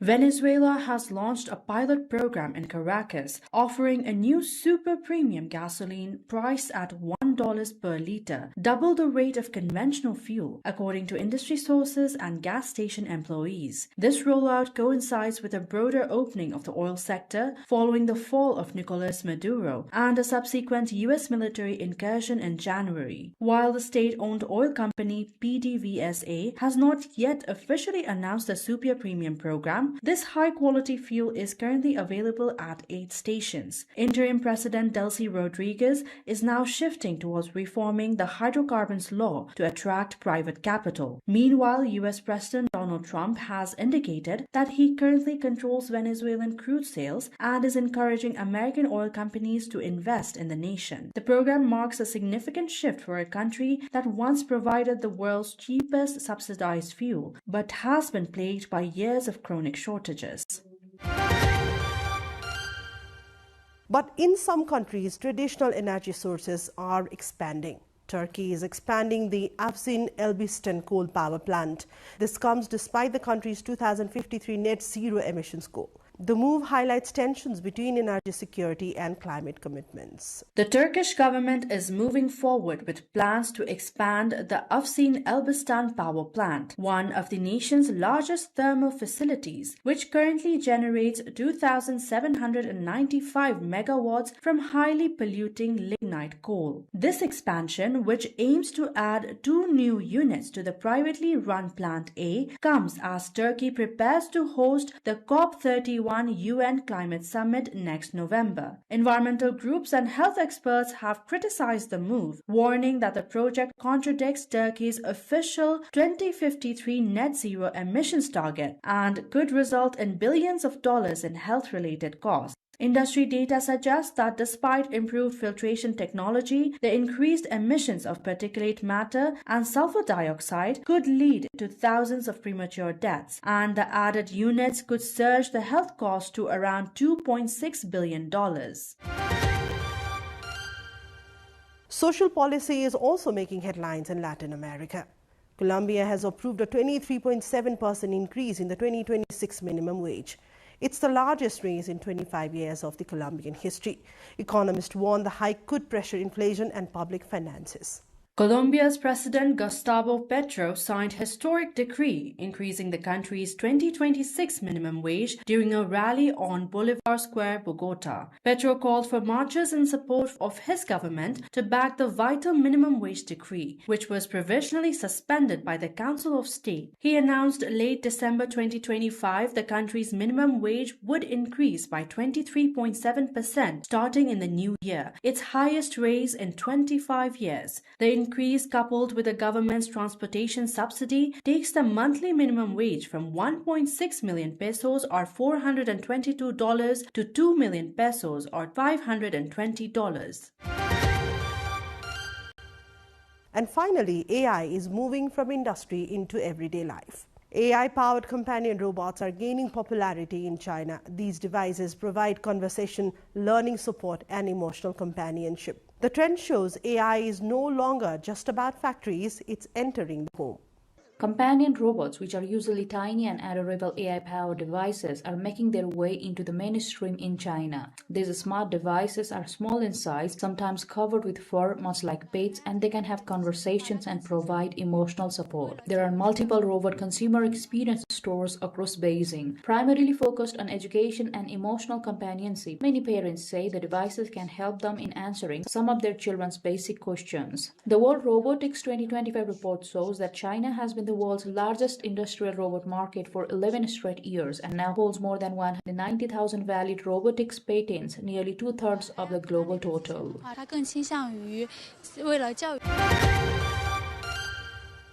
From U.S. trade uncertainty to trillion-dollar AI investments and energy reforms to mineral deals, this week shows how interconnected the global economy has become. Markets are sensitive to geopolitics, technology, and resource competition. Thanks for watching Business World Weekly, and we'll see you next week.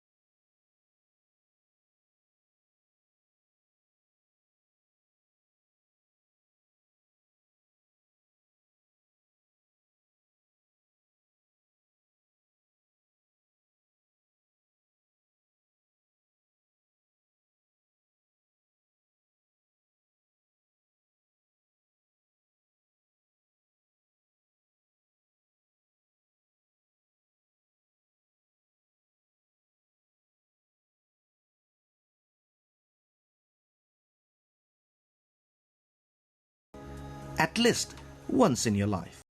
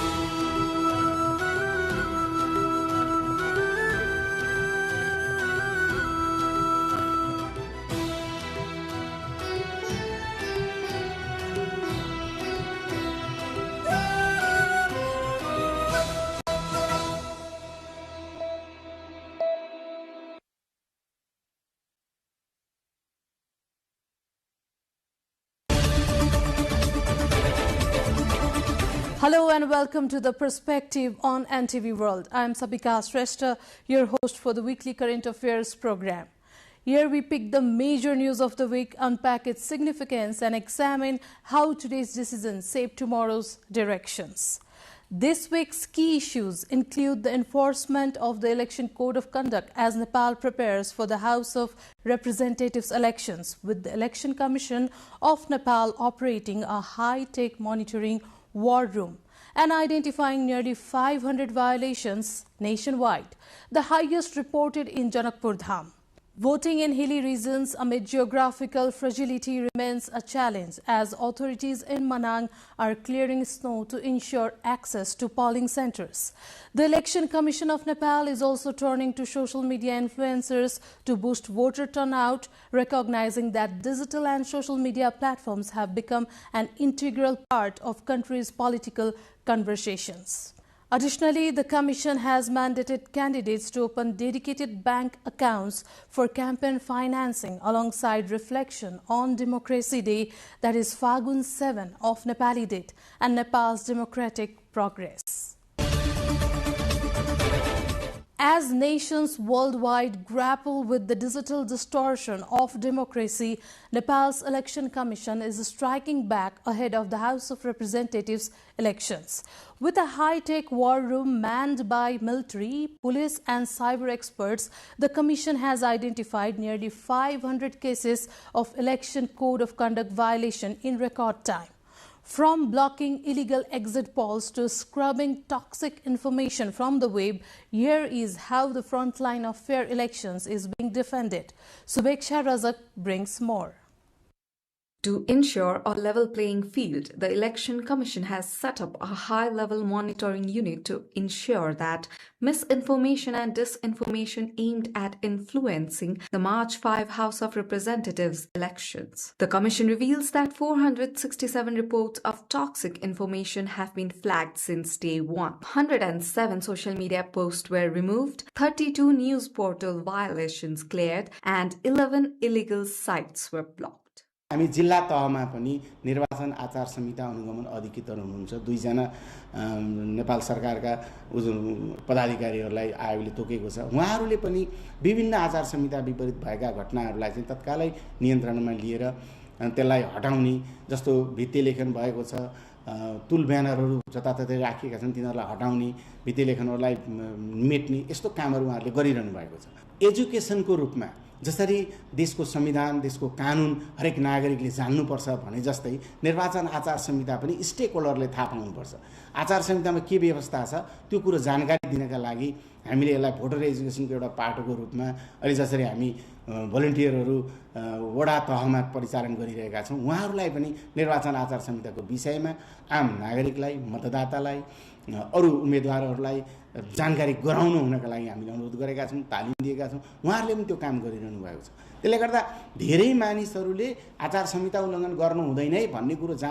जानेर बस्नुभयो भने उल्लङ्घन हुन अलि कम हुन्छ त्यो कुरालाई पनि हामीले यताबाट पनि एजुकेसनबाट पनि उल्लङ्घन कम गरिरहेका छौं र उल्लङ्घन भइसकेका घटनाहरूलाई पनि नियमित र व्यवस्थित गर्ने काम अगाडि बढिरहेका छौं But the crackdown isn't just digital. Enforcement unit is equally active in the nooks and corners of the rural areas to the urban towns. Monitoring officers are currently targeting local representative campaigning outside their jurisdictions and the illegal use of children in political rallies. In the compliance checklist, provincial ministers must have EC consent to campaign. Local representatives are prohibited from campaigning within their own jurisdiction, and civil employees, teachers, and officials must remain neutral. And now the top violators are teachers and civil employees, provincial ministers, local representatives.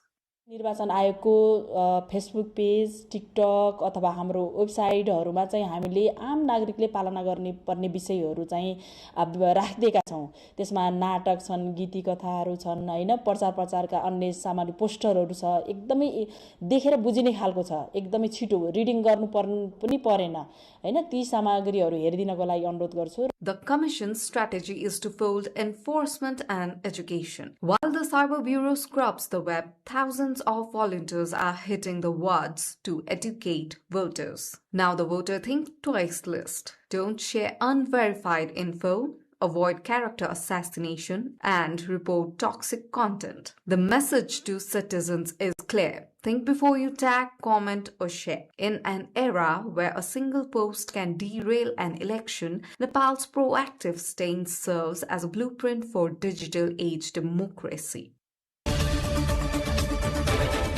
As the House of Representatives election in Nepal approaches, political parties and their leaders have intensified campaigns nationwide. Amid the heightened election activities, numerous cases of code of conduct violation have been reported from across the country. The cases have gone nowhere as high as in Janakpur, the capital of Madhya province. Rojina Rai with our correspondent Sanjay Saha looks into why Dhanusa is at top of the code of conduct violation list. Election activities, including door-to-door campaigns coupled by extensive social media use, have intensified as Nepal's House of Representatives election approaches. Alongside, incidents of violation of election code of conduct are increasing, with the Dhanusa in Madhya province reported to have the highest number of breaches. Dhanusa District Administration Office has removed more than 20,000 publicity materials that violated the election code of conduct.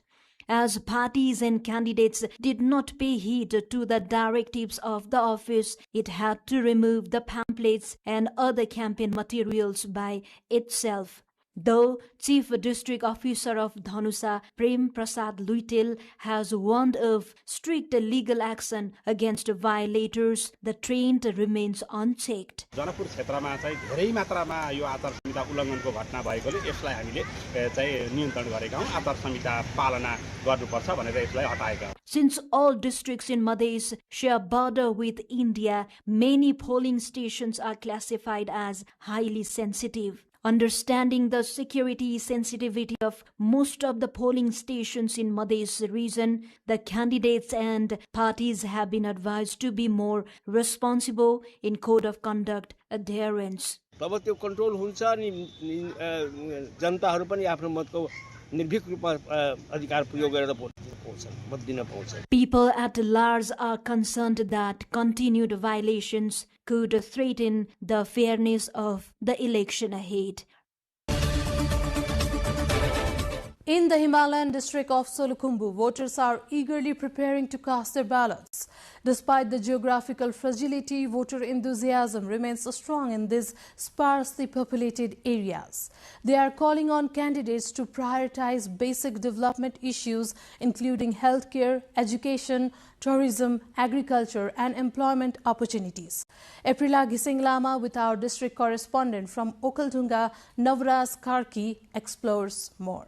Residents of Dorpu Bazar in Solukhumbu district, a mountainous region in northeastern Nepal that is home to Mount Everest, say basic public services rather than grand political promises should define the agenda in the upcoming elections. निशुल्क शिक्षाको व्यवस्था र निशुल्क स्वास्थ्य चाहिँ पाए हुन्थ्यो भन्ने चाहिँ मेरो चाहना छ. भ्रष्टाचार रहित अलि सुशासन को नीति नियमहरु पालन गरेर काम गर्ने छन् त्यस्तो खालको योग्य नेतालाई चाहिँ उम्मेदवार बनेर त्यसलाई भोटिङ गर्ने चाहिँ हाम्रो योजना हो. In this mountainous terrain, access to healthcare remains a serious challenge. Even for common illnesses, families are often compelled to take loans to travel long distances to Kathmandu for treatment. In higher altitude and hard-to-reach settlements, emergency cases can require costly helicopter evacuations due to the lack of equipped medical facilities. Education services are limited, road connectivity is poor, and employment opportunities remain scarce in the rugged Himalayan landscapes. Across Solukhumbu, citizens are calling for reliable roads capable of withstanding mountainous conditions, stable electricity, telecommunications, and safe drinking water. Many are also seeking greater investment in tourism, agriculture, and small enterprises to generate jobs in a region where the economy heavily depends on seasonal trekking and mountaineering. Solukhumbu has a population of just over 104,000 people, with more than 85,000 registered voters expected to participate in the upcoming polls. Despite geographical challenges, local officials report strong voter enthusiasm. हामी प्रत्येक पालिकामा सम्बद्ध सरकारवालाहरुसँग अन्तर्क्रिया पनि जस्तै हामीले महाकुलुङमा गर्यौं अन्तर्क्रिया हैन त्यसैगरी गएर सोताङमा पनि गर्यौं मापीमा गर्यौं अनि त्यसपछि गएर लिखुपिकेमा पनि हामीले अन्तर्क्रिया कार्यक्रमहरु गर्यौं अन्तर्क्रिया कार्यक्रमको क्रममा चाहिँ उहाँहरुले मतदान गर्नलाई चाहिँ एकदमै उत्साहितै रहेको पाएका छौं. In the 2022 parliamentary election, CPN-UML candidate Manbir Rai won the district's sole federal constituency, defeating his nearest rival from the Nepali Congress. This time, 12 candidates from major political parties are competing for the seat, as voters in Nepal's Himalayan heartland look for political solutions to long-standing development gaps. Efforts are underway to clear massive snow drifts and create a path toward polling centers in the Narfa Bhumi rural municipality of Manan after access for monitoring became nearly impossible. All three security agencies in the district are currently working to clear the accumulated snow to facilitate movement. Travel to this region had come to a complete standstill during the winter as most local residents moved out of the district. Chief District Officer Narayan Paurel stated that the snow clearing operation aims to ensure that both voters and election officials can safely reach the villages to conduct the polls despite the extreme cold and heavy snowfall. There are 5 polling centers in this area serving a total of 488 voters. The implementation plan formulated by Nepal's Election Commission with the agreement of political parties to make the elections economical and transparent has not been effectively carried out. The Commission has mandated candidates to open a bank account to conduct election-related campaigns by February 15. However, so far only about 1/4 of the candidates have opened their bank accounts. Diksha Avasti brings us the story. The Election Commission says it is closely monitoring compliance of its directives to the political parties and candidates to carry out campaign financial transactions through bank accounts. Since the Commission's issued directives as per the Operation and Management Procedures 2082, only out of 75 political parties and 3,406 direct candidates, only 7 political parties and 867 candidates have opened the required bank accounts. The Commission at the same time acknowledges that since this is the first time the rule has been enforced, specific punitive measures for non-compliance are still not clear. This campaign financing or mandatory single bank account for the political parties and candidates is really a new venture for Election Commission.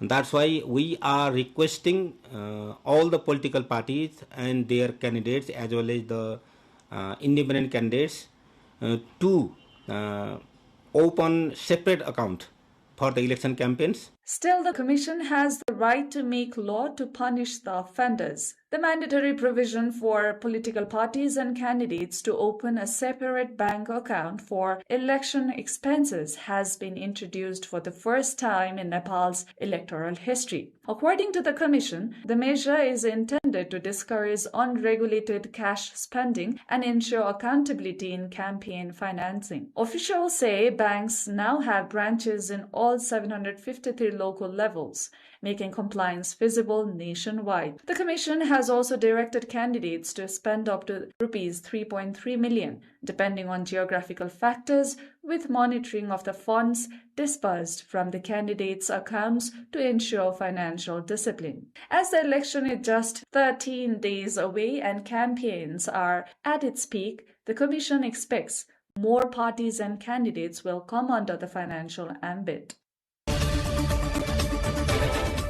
The 3-day-long Democracy Day celebrations kicked off in Nepal, commemorating Phagun 7, 2007 Bikram era, which as per Gregorian calendar fell on February 19, 1951. Despite numerous other moments when the struggle for democracy succeeded in the country, namely the 1990 Popular Movement and the 2006 Popular Movement too, Phagun 7 still stands out. Though attempts were made to change the date, the people and the country still commemorate the first seed of democracy sown in Nepal on February 19, 1951. On the eve of Democracy Day, we explored why Phagun 7 is the ultimate democracy day in Nepal.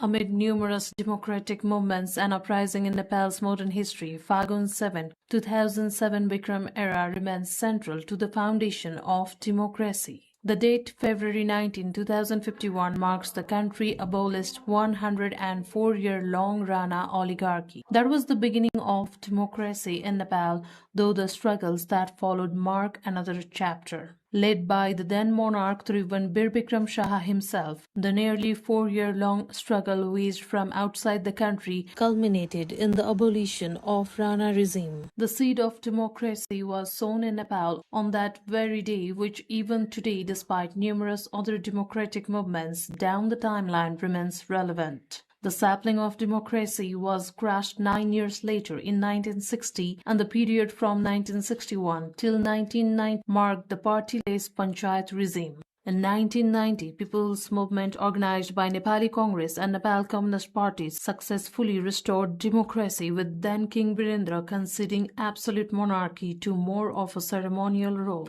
In April 2006, the second popular movement was wedged with the involvement of the warring Maoist rebels against King Gyanendra's direct rule, once again restoring democracy in the country. In between these major moments and historic episodes, even today, Phagun 7, 2007 Bikram era stands out as the Democracy Day in Nepal, mainly because it was first ever such movement that sowed the seed of democracy. Political scientist Vesraj Ghimire describes Phagun 7 as the watershed moment in Nepali history, stamping its relevance forever. It was a great day in Nepali history, when the Nepali people fight against the Rana oligarchy. Rana oligarchy means Rana autocracy. This system suppressed to Nepali people. Now we got democracy. Nepali people fight against the Rana oligarchy, and finally Nepal became a journey of entered the journey of political democracy, democratic system. So it was a victory for Nepali people. It was a land escape for Nepali democracy. The significance of Phagun 7 can also be traced in the Martyrs' Day celebrations. Despite the country having more than 11,000 martyrs, the day is primarily dedicated to 4 martyrs who sacrificed their life in the struggle against the Rana regime in 1951. Amid ongoing political instability, governance challenges, and public demands for accountability, Democracy Day reminds leaders and citizens alike that democracy was hard-earned through struggle, and its preservation requires continued commitment, participation, and responsibility. With just less than 2 weeks before Nepal's House of Representatives elections, the Election Commission of Nepal is turning to social media influencers to boost voter turnout. This recognition of influence by Nepal's electoral body shows that digital social media are now actually a part of the country's political conversations. The move comes amid the new scenario of Nepal that is undergoing change following activism in digital platforms that shape people's engagement and influence, leading to a new electoral course in the country. Bijeta Bhandari reports more. With just over 2 weeks remaining before Nepal votes in the House of Representatives elections, the Election Commission Nepal has stepped up efforts to engage voters, this time by turning towards social media creators. On Tuesday, the Commission convened a special interaction program for digital influencers and online content creators, looking to expand voter awareness and participation ahead of polling day on March 5. In the 2022 House of Representatives election, voter turnout was around 61%, leaving nearly 40% of eligible voters absent from the ballot. Nepal now counts more than 14 million social media identities across platforms such as Facebook, Instagram, and TikTok, a significant number in a country of roughly 30 million people. For many Nepalis, especially younger audiences, social media has become a primary space for news consumption and civic discussion. The rise of post-Gen Z political movements in recent times has also highlighted the country's growing digital presence. Online platforms have not only shaped public debate, but even been used for choosing leadership candidates after the September 8 and 9 Gen Z protests, showing how influential digital spaces have become in Nepal's democratic process. Officials also highlighted that digital platforms can help bridge information gaps for people with low literacy levels by making the content visually accessible and easier to understand. The objective of Election Commission is to reach the maximum voters, maximum population. Those content creators and social media, if they create positive materials, then they can convince common people positively for the election. That's why our common objective is to make this general election successful. That's why we are organizing this orientation program for those social media creators and influencers for the conducive environment for the upcoming general election. Social media creators can play a constructive role by sharing verified details about voter registration, polling procedures, and citizens' rights while helping counter misinformation during the campaign period. Influencers attending the program acknowledged their growing responsibility in shaping the public opinion. अलि long term जान्छु म socially active मान्छे हो र म सिङ्गो समाज जोड्न चाहन्छु र मेरो प्रस्तुति मेरो कन्टेन्ट चाहिँ समाजको हितमा छ भन्नेहरूले चाहिँ कम्तीमा पनि त्यो कन्टेन्ट चुनाव पछि 21 गते हेर्दा पनि आफूलाई ग्लानि नहोस् यो खालको कन्टेन्ट निर्माण गर्नुपर्छ किनभने अहिले राजनीति पनि तरल छ समाज विभाजित भएको छ यस्तो बेलामा कन्टेन्ट क्रिएटरले जोड्ने हो हामी यो बेला सुपर ग्लु हो समाजलाई बाँड्ने खालका भन्दा पनि यो विभाजित समाजलाई एक बनाउने खालको कन्टेन्ट हुनुपर्छ जस्तो लाग्छ मलाई. The focus needs to be aimed at strengthening democratic participation and not on promoting any political force. As Nepal heads to the polls, the expanding reach of social media and the creators who drive conversations online could play a pivotal role in informing voters and encouraging broader participation at the ballot box. That's the perspective for this week. We will be back next week with major highlights of the week. Thank you for watching NTV World.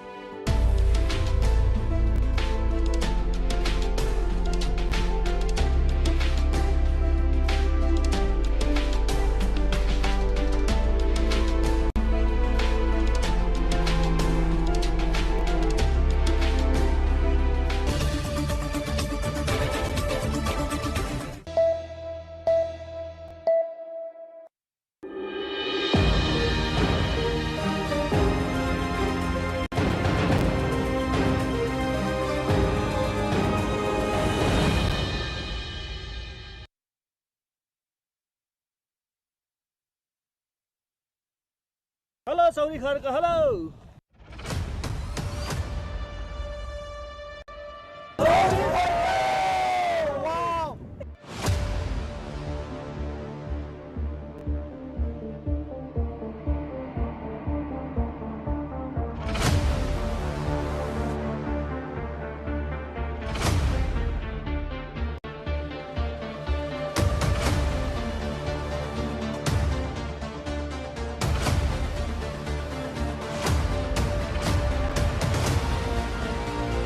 एकदमै राम्रो रहेछ refreshed fill भयो त्यो क्योसबाट अलि टाढा आएको जस्तो यहाँसम्मको एउटा केबल कार भइदिए एकदम बेटर हुन्थ्यो जस्तो लाग्छ मलाई माहौल अथवा यहाँको वातावरण यति रमणीय छ कि यसलाई शब्दमा वर्णन गरेर पनि साध्य छैन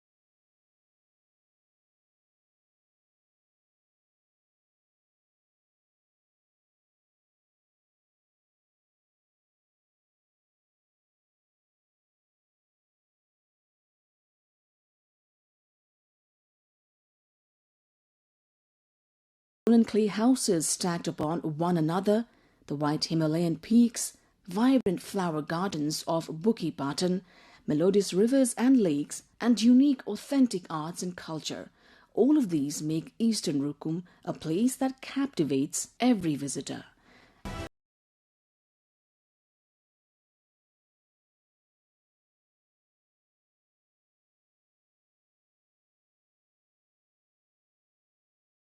This distant, remote land closer to all. This time our destination is Chauri Khorg, located at an altitude of about 4,000 meters above sea level.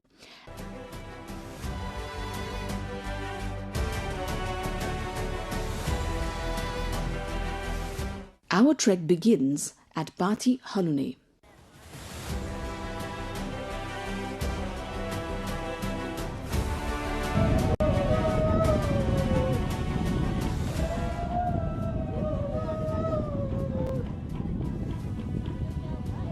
On the border of eastern Rukum and Baglung along the Mid-Hill Highway. Though it is said that the hike to Chauri Khorg takes around 3 hours, we wonder how long it will take us.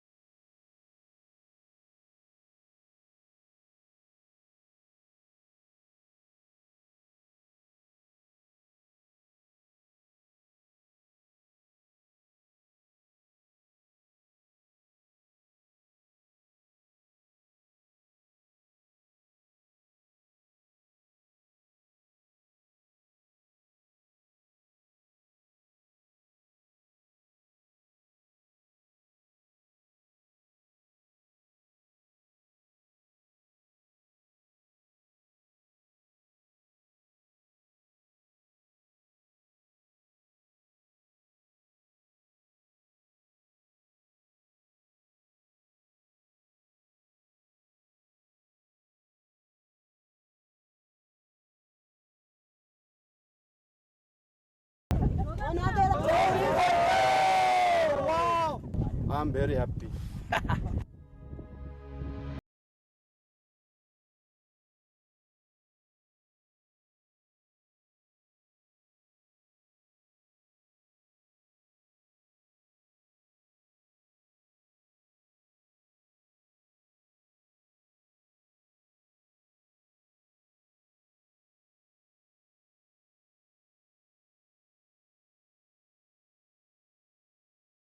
पाइएन अहिले चाहिँ त्यही अब आज हजुर बिहान 5 बजेबाट ल्याएको हिजो बेलुका त पुरै कुहिरो थियो यहाँ त केही देखिँदैन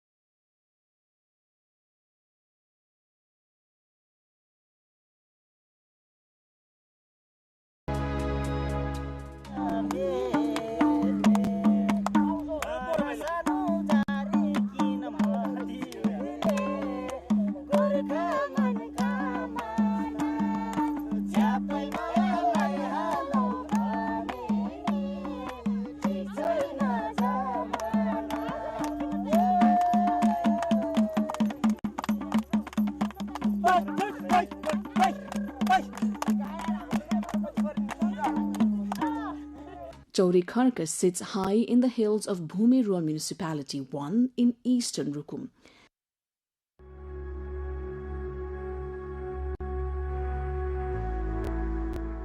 It is truly a rare gift of nature, beyond words to fully describe.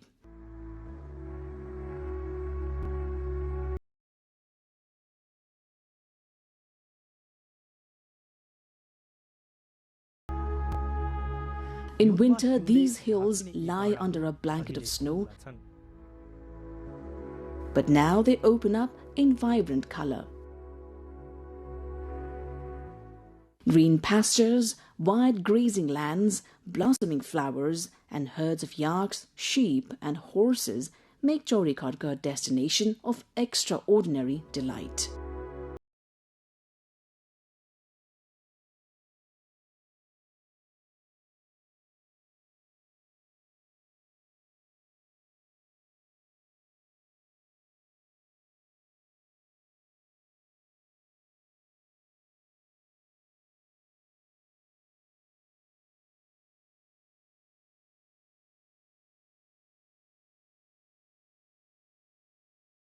Breaks through the northern peaks Puta, Dhaulagiri, Churi, and Sisne.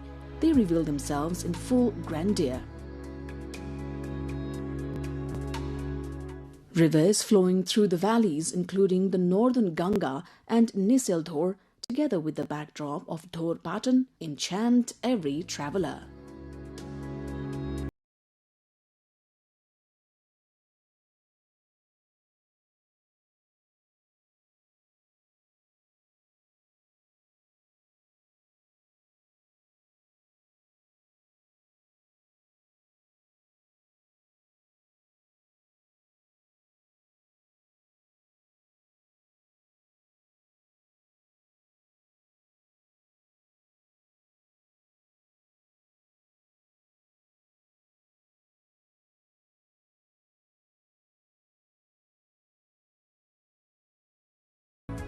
Travelers walk along narrow trails, disappearing and reappearing through the mist, immersed in the enchantment of the landscape. हाम्रो वरिपरिको यो डाँडाहरू view भनेको उसु भने wild फ्लावर्सले सबैले एकदम refresh त्यही नै भन्ने होला आउनु पनि वर्थ इट छ The weary faces of trekkers brighten as they take in these views, and you can clearly see joy and wonder reflected in their eyes.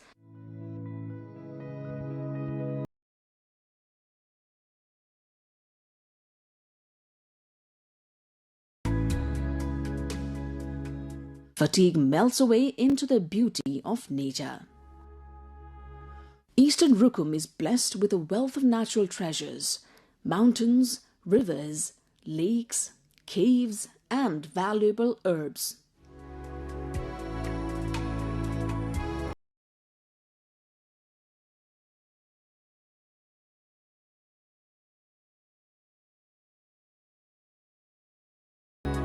recent years, Chaudhry Kharga has become an increasingly popular destination for domestic travelers, drawing visitors eager to witness its natural magnificence.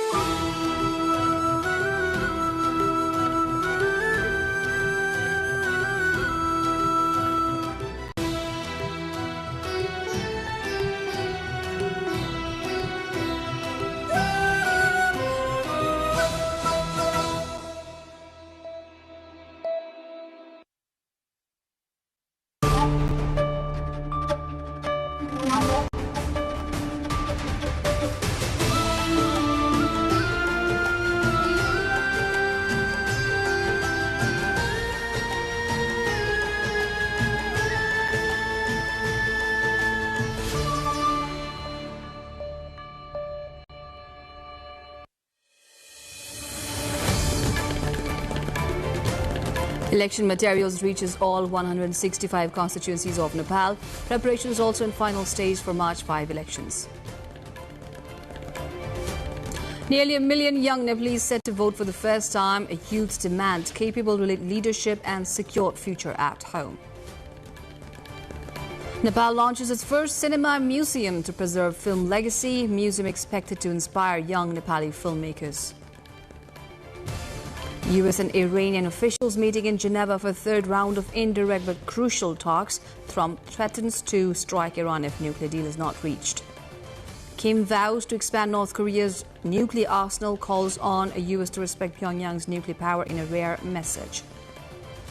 And South Africa seals 9-wicket win over West Indies in ICC T20 World Cup Super 8, a clash.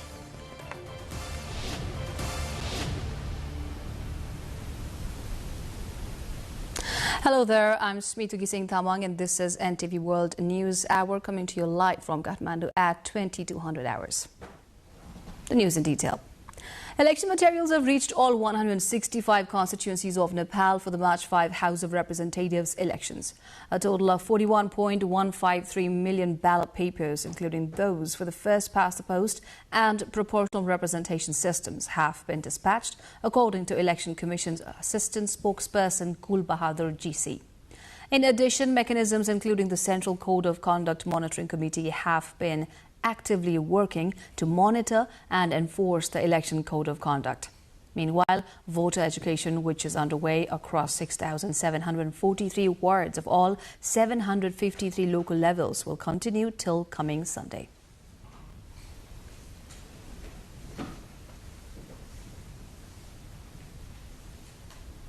Nepal's first-time voters, mostly Gen Z, are turning out for the March 5 election with much excitement to elect country's new leadership. They demand a government that delivers on promises, tackles corruption and ensures transparent governance. Many also call for more investment in education, health and job creation to reduce the need to work abroad. Disillusioned by past political failures, these young voters see this election as a chance for real change.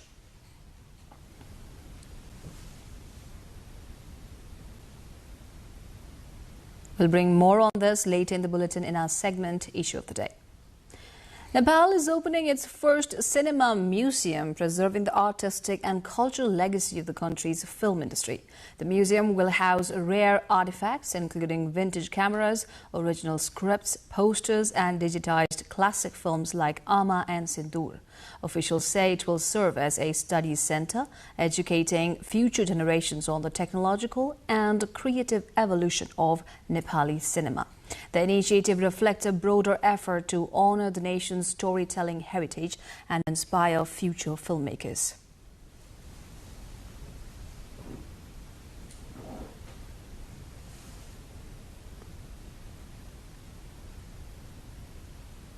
We will delve more on this later in the bulletin in our segment Cover Story. US and Iranian officials are meeting in Geneva for a third round of indirect talks seen as crucial to averting conflict, with President Donald Trump threatening to strike Iran if a nuclear deal is not reached. The discussions come amid the largest US military buildup in the Middle East since the US-led invasion of Iraq in 2003, and with Iran vowing to respond to an attack with force. However, the chances of an agreement remain unclear. Trump has said he prefers to solve the crisis through diplomacy, while Iran has rejected the U.S. demand to stop the enrichment of uranium in its territory, but there have been indications that it is prepared to offer some concessions about its nuclear program. North Korean leader Kim Jong-un has declared his intent to expand North Korea's nuclear arsenal and operational range, calling on the United States to respect his country's nuclear power in a rare message to Washington. The United States and North Korea could, what he said, get along, Kim added, but only if the U.S. accepts that North Korea's nuclear weapons are there to stay. His comments, which were made at a 5-yearly party congress held in the capital Pyongyang, are seen as leaving a door open to talks with U.S. President Donald Trump ahead of Trump's visit to China in April.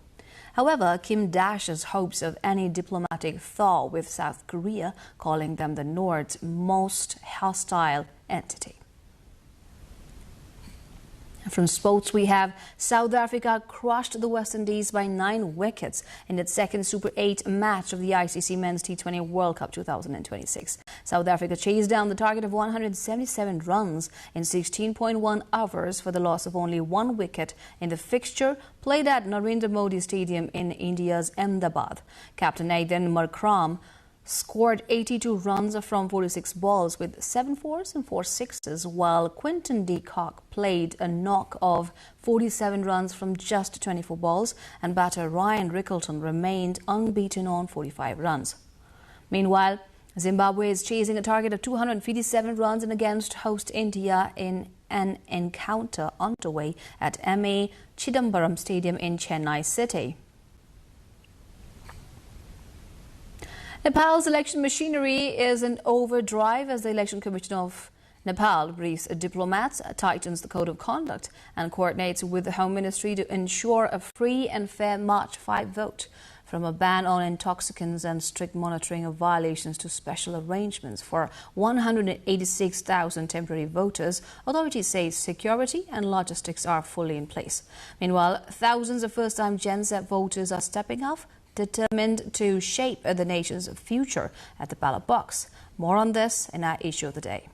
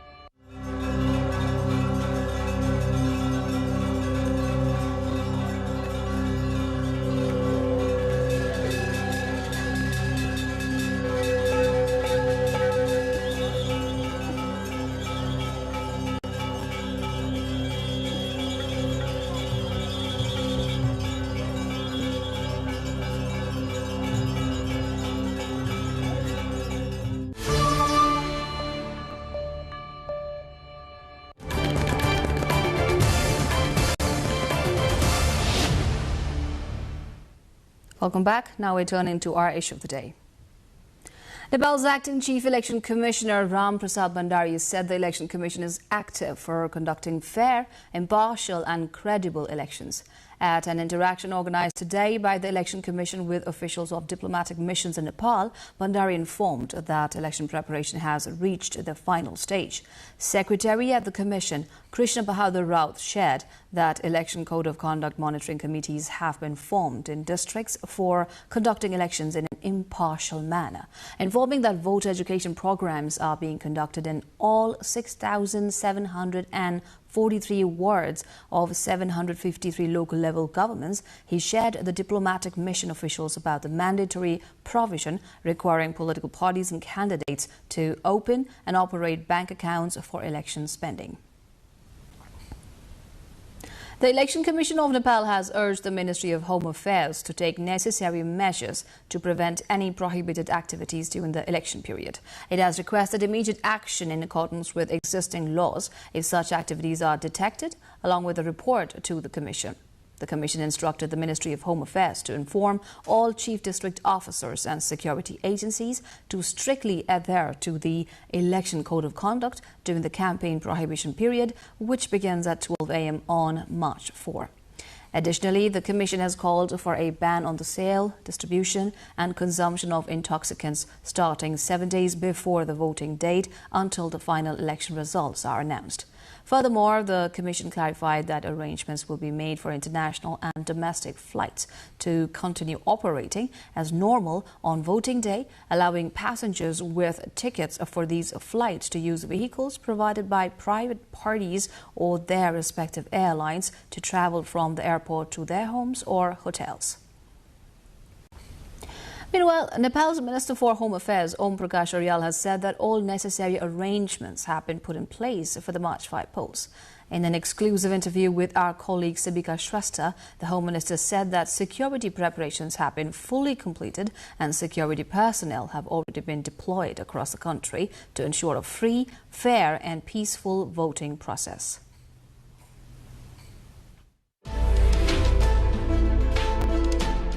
We have prepared a comprehensive security plan, which is named as Integrated Security Plan for Election. So this security plan has mentioned how to ensure the election security from the very beginning to the end of all these processes. The security plan itself is very clear. At the first layer, there is Nepal Police and the Election Police, the combined. Then in the next layer, there will be APF, Armed Police Force, and in the third layer, there will be Nepal Army. And the vital installations during the election period will be protected by Nepal Army. And those who are deployed in the vital installations, they will be deployed in the election. So this is the basic framework how the security process are used in the election. Yeah, it is up to the Election Commission and Home Ministry. We both jointly complement to each other. Those ballot papers are transported to the district headquarters by the Nepal Army. Then from there to the polling station and the office of the election officer, then district level security arrangement will be responsible. And after the polling is over, then the ballot papers will be returned to the district headquarters, either or at the election officer's office. We have already instructed our security agencies that whenever the situation, we have to make sure that the situation will be not escalated, it will be prevented. So we'll be working out on the preventive phase. The priority is preventive phase. And if situation goes beyond this and it goes to controlling phase, then at that time as well, the use of force, the rules and directives regarding use of force and rule of engagement should be properly followed, and minimum use of force can be allowed, but excessive use of force is not allowed. The option could be in some situations to halt the election process there, and repolling will be arranged again. So election commission, it is ultimately up to the election commission who can halt the polling there and arrange repolling. Whoever is liable for this derailment of the election process will be investigated, prosecuted, and subjected to proper penalty as well this time. A total of 186,000 temporary voters have been registered for the upcoming House of Representatives election in Nepal. These voters will be allowed to cast their ballots under the proportional representation system at designated polling centres. There is a provision to include in the temporary voter list those whose names are already on the voter roll but who have been deployed for election duties or are otherwise unable to vote at their assigned polling stations. The temporary voter list includes employees working in the government of Nepal, provincial governments, local levels and government-owned institutions, as well as personnel from the army and police, detainees and prisoners in jails, election staff and security personnel deployed for the polls, and chiefs and office bearers of constitutional bodies. According to the Election Commission, 143 polling centres have been designated for these temporary voters. Nepal's first-time young voters are turning out for the March 5 elections with hopes of reshaping the country's leadership. These Gen Z voters demand a government that delivers on promises rather than speeches. Sabika Shrestha with Kamal Aryal brings more. This election is seeing more than 900,000 youngsters who in majority are voting for the first time ever. The youths appear highly enthusiastic about voting in the upcoming election to choose qualified and capable leadership for the country. These are the same chunk of people representing the Gen Z generation that led the September 8-9 protests that paved the way for the snap election in Nepal, which is scheduled for March 5. They are highly enthusiastic about voting in the upcoming election to choose qualified and capable leadership for the country. They hope for a better future and a corruption-free society with transparent governance. Although parties have promised to end corruption and maintain good governance in the past, those promises never turned into reality. Hence, they expect the government formed after the March 5 election to make a fresh start. They are also calling for increased investment in education and health, development of institutions providing technical and practical training and industrial growth to create jobs at home, ending the need to go abroad for work. As polling day draws near, these young voters see the election not only as a chance to select representatives, but also as a means to end years of administrative malpractice and corruption. यो निर्वाचन भइसकेपछि देशमा अलिकति शान्ति आउँछ, स्थायित्व आउँछ, अलि system बस्छ भन्ने छ। पहिलाको जस्तो करप्सन धेरै नहोस् हैन, अनि जनता र त्यो पोलिटिकल लिडर्सहरु गभर्नमेन्ट र जनतामा चाहिँ ट्रान्सपेरेन्सी मेन्टेन होस्।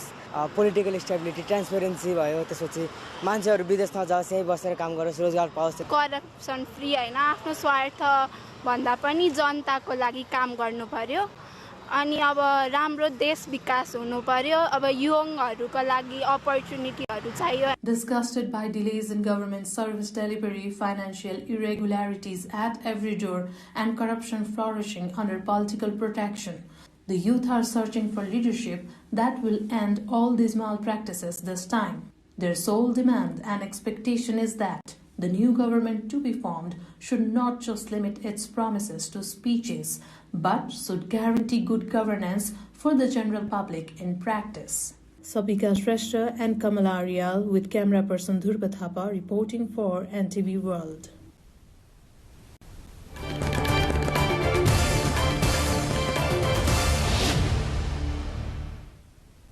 And that wraps up our issue of the day for today.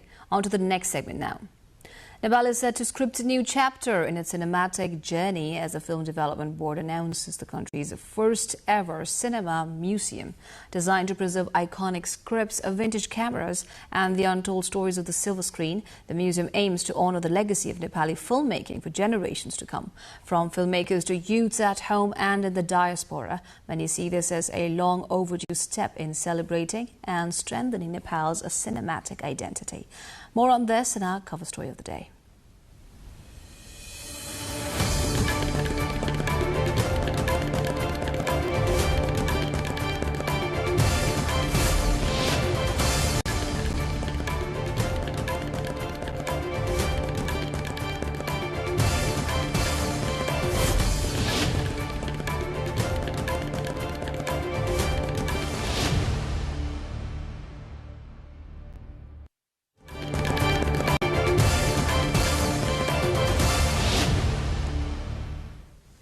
And now we turn into our cover story of the day. In a landmark move to safeguard Nepal's artistic and cultural heritage, the Film Development Board has officially announced the establishment of the country's first ever cinema museum. Aimed at preserving the decades-long journey of the Nepali film industry, this initiative promises to be a treasure trove for historians, film enthusiasts and future generations. Subeksha Razak, along with Kamala Arial, reports on how this project will turn vintage scripts and historical cameras into a living history of the Nepali silver screen. The history of Nepali cinema transitioned into the celluloid era with the 1964 release of Ama, the first film produced within Nepal, which laid the foundation of professional filmmaking in the country. This move catalyzed a profound cultural evolution, moving from state-led information films to a diverse industry that now preserves its heritage through digitization and now with the establishment of the National Cinema Museum. Secretary of the Ministry of Communications and Information Technology, Lakshmi Kumari Basnath, officially announced the museum's construction during a special program at the board on 24th February 2026. चलचित्र संग्रहालयको औपचारिक सुरुवातका लागि आज आयोजना भएको yes कार्यक्रममा ऐतिहासिक महत्त्वपूर्ण संग्रहयोग्य सामग्री हस्तान्तरण गर्नुहुने सम्पूर्ण आदरणीय व्यक्तित्वज्यूहरूलाई म सम्मान गर्न चाहन्छु। The project is being developed under the mission slogan, Preservation of History, Inspiration for the Future. According to the authorities, the museum will house a vast collection of rare artifacts, including visual archives like old film photos and original posters, vintage equipment as historical cameras, tape recorders, and lighting gear used in early productions, and the blueprint of stories like original screenplays and scripts that form the backbone of classic films. Chairman of the Film Development Board, FDB, Dinesh DC, confirmed that the board has prioritized the digitization of classic celluloid films to ensure they survive for centuries. भावी पुस्ताले नेपाली चलचित्रको इतिहास पढ्न चाहदा, जान्न चाहदा अथवा research गर्न चाहदा उनीहरूलाई सामग्रीहरू एकै ठाउँमा भेटियोस् र अहिले हाम्रो पुस्ताले जस्तो 10 तिर खोज्न पर्ने, 10 वटा लाइब्रेरी चहार्नु पर्ने, 10 जना मान्छेलाई भेट्न पर्ने, 10 जना सिनियर मान्छेहरूलाई भेट्न पर्ने अवस्था नरहोस् भन्नका लागि र नेपाली चलचित्रको इतिहासदेखि अहिलेसम्मका गोरेटोका प्रमुख चीजहरूलाई यसरी चाहिँ विकासक्रम यो रहेछ भन्ने बुझ्नका लागि यो संग्रहालय खोल्न लागि।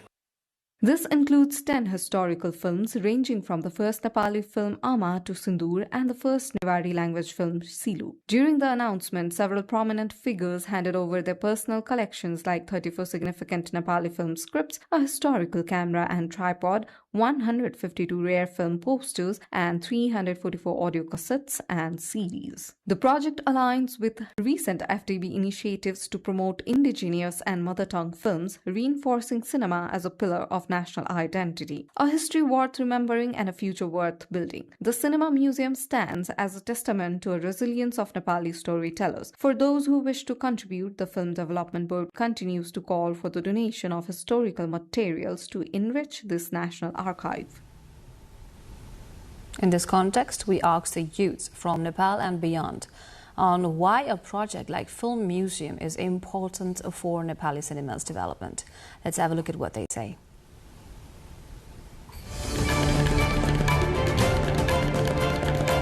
I would say Film Museum is really important to the entire world. It helps us to protect our art, culture, our history. In a way, the Film Museum is more than just a collection of artifacts. I think it's a testament to the impact of cinema on a society. By preserving our cinema heritage, we are not just celebrating the past, but also we are passing our information, our creativity, our knowledge to the upcoming generations. Let's push this boundary, challenge norms, and make our mark on the industry. The future is in our hands. The significance of Film Museum in Nepal would greatly benefit in terms of culture, education, and economy.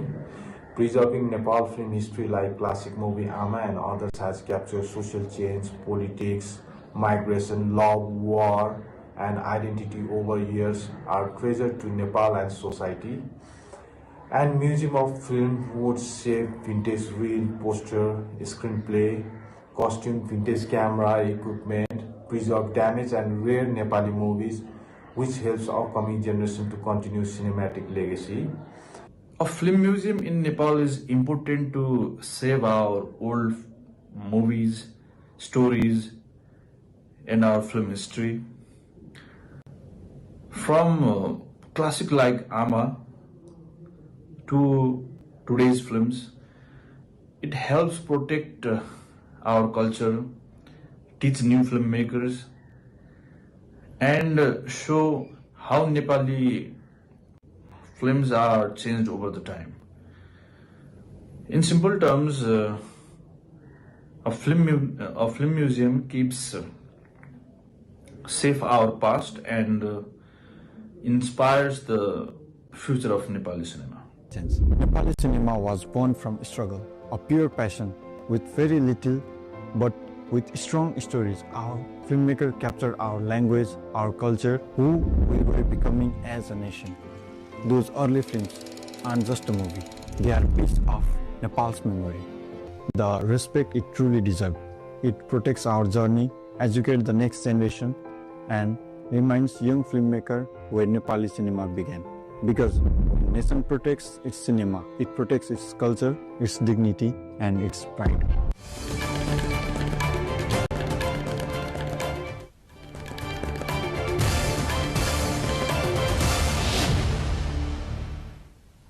And that concludes our cover story segment of the day. Now the remaining updates.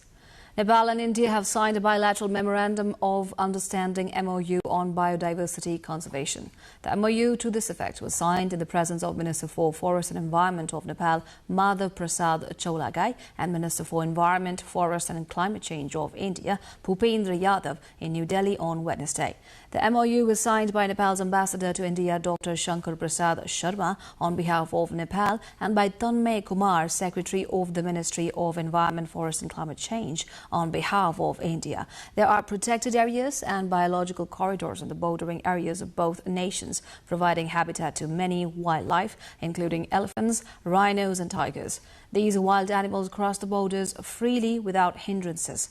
The MOU, therefore, is expected to play a role in enabling both countries to coordinate and cooperate in the protected areas, biodiversity and wildlife crime control, adopt a shared strategy related to biodiversity, and develop the capacities of personnel working in the field.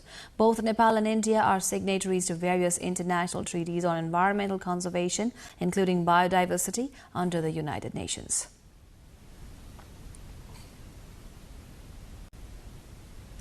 Nepal government has launched an investigation into the incident following the death of 19 passengers in a night bus accident that occurred on Monday morning at Benighat Rorang rural municipality of Dading along the Prithvi highway. Authorities have stated that a detailed report will be prepared after collecting evidence and recording statements from survivors and eyewitnesses. The bus was en route to Kathmandu when it veered off the road and plunged down a slope. Several others injured in the accident have been rescued and taken to nearby health facilities for treatment.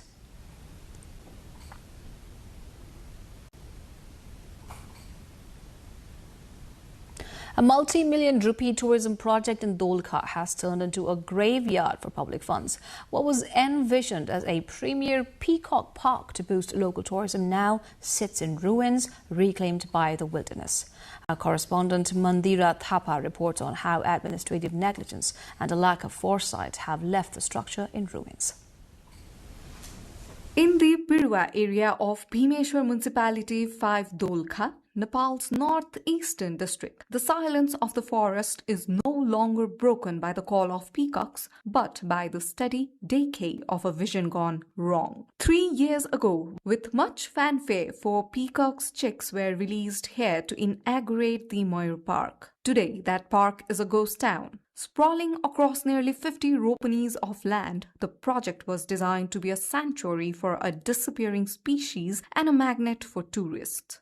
पालमा मौजु छैन भन्छन् अनि छैन बाबा उद्घाटन गराइदिन खायो अनि मलसाप्राले खायो भन्यो अनि बीचबाटै फर्किन्छन् त्यो माथि हेर्न जानेहरु त The infrastructure was ambitious: a specialized peacock cage, an ornate entrance gate, access roads, pedestrian trails, toilets, and even a building intended for a cafe. The cost of this ambition, approximately $25,000 allocated by Bhimeshwar municipality over 3 fiscal years. However, local residents allege that the local government has completely abandoned the site.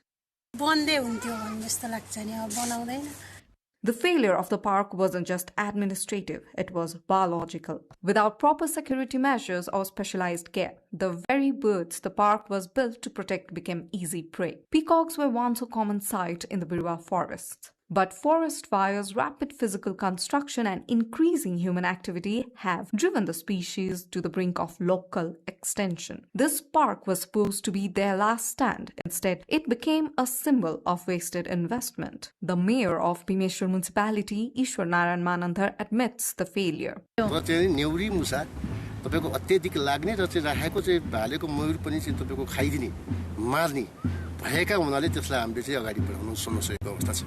This sorry state of the conservation park gives clear message: conservation requires more than just concrete and cages. It requires a commitment uphold. Suveksha Rajak with our local correspondent Mandira Thapa reporting for NTV World. National updates, but before we go for that, let's have a quick recap of headlines.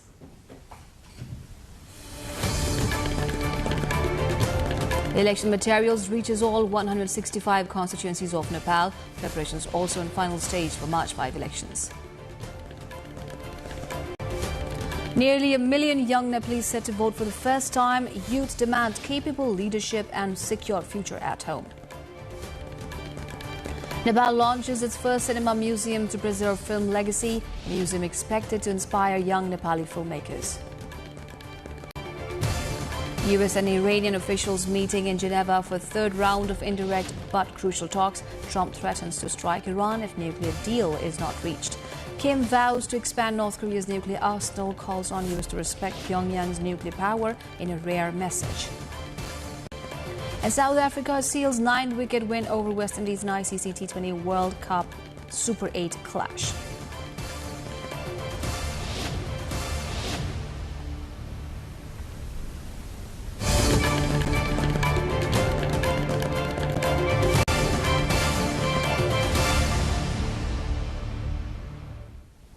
As third round of talks between US and Iran is underway in Geneva, US Secretary of State Marco Rubio has said that the United States hopes ongoing talks with Iran will be productive, but stressed that discussions will eventually need to go beyond Tehran's nuclear program. Speaking during a visit to St. Kitts and Nevis, Rubio said the administration is seeking a diplomatic path forward, but indicated that broader issues remain on the agenda.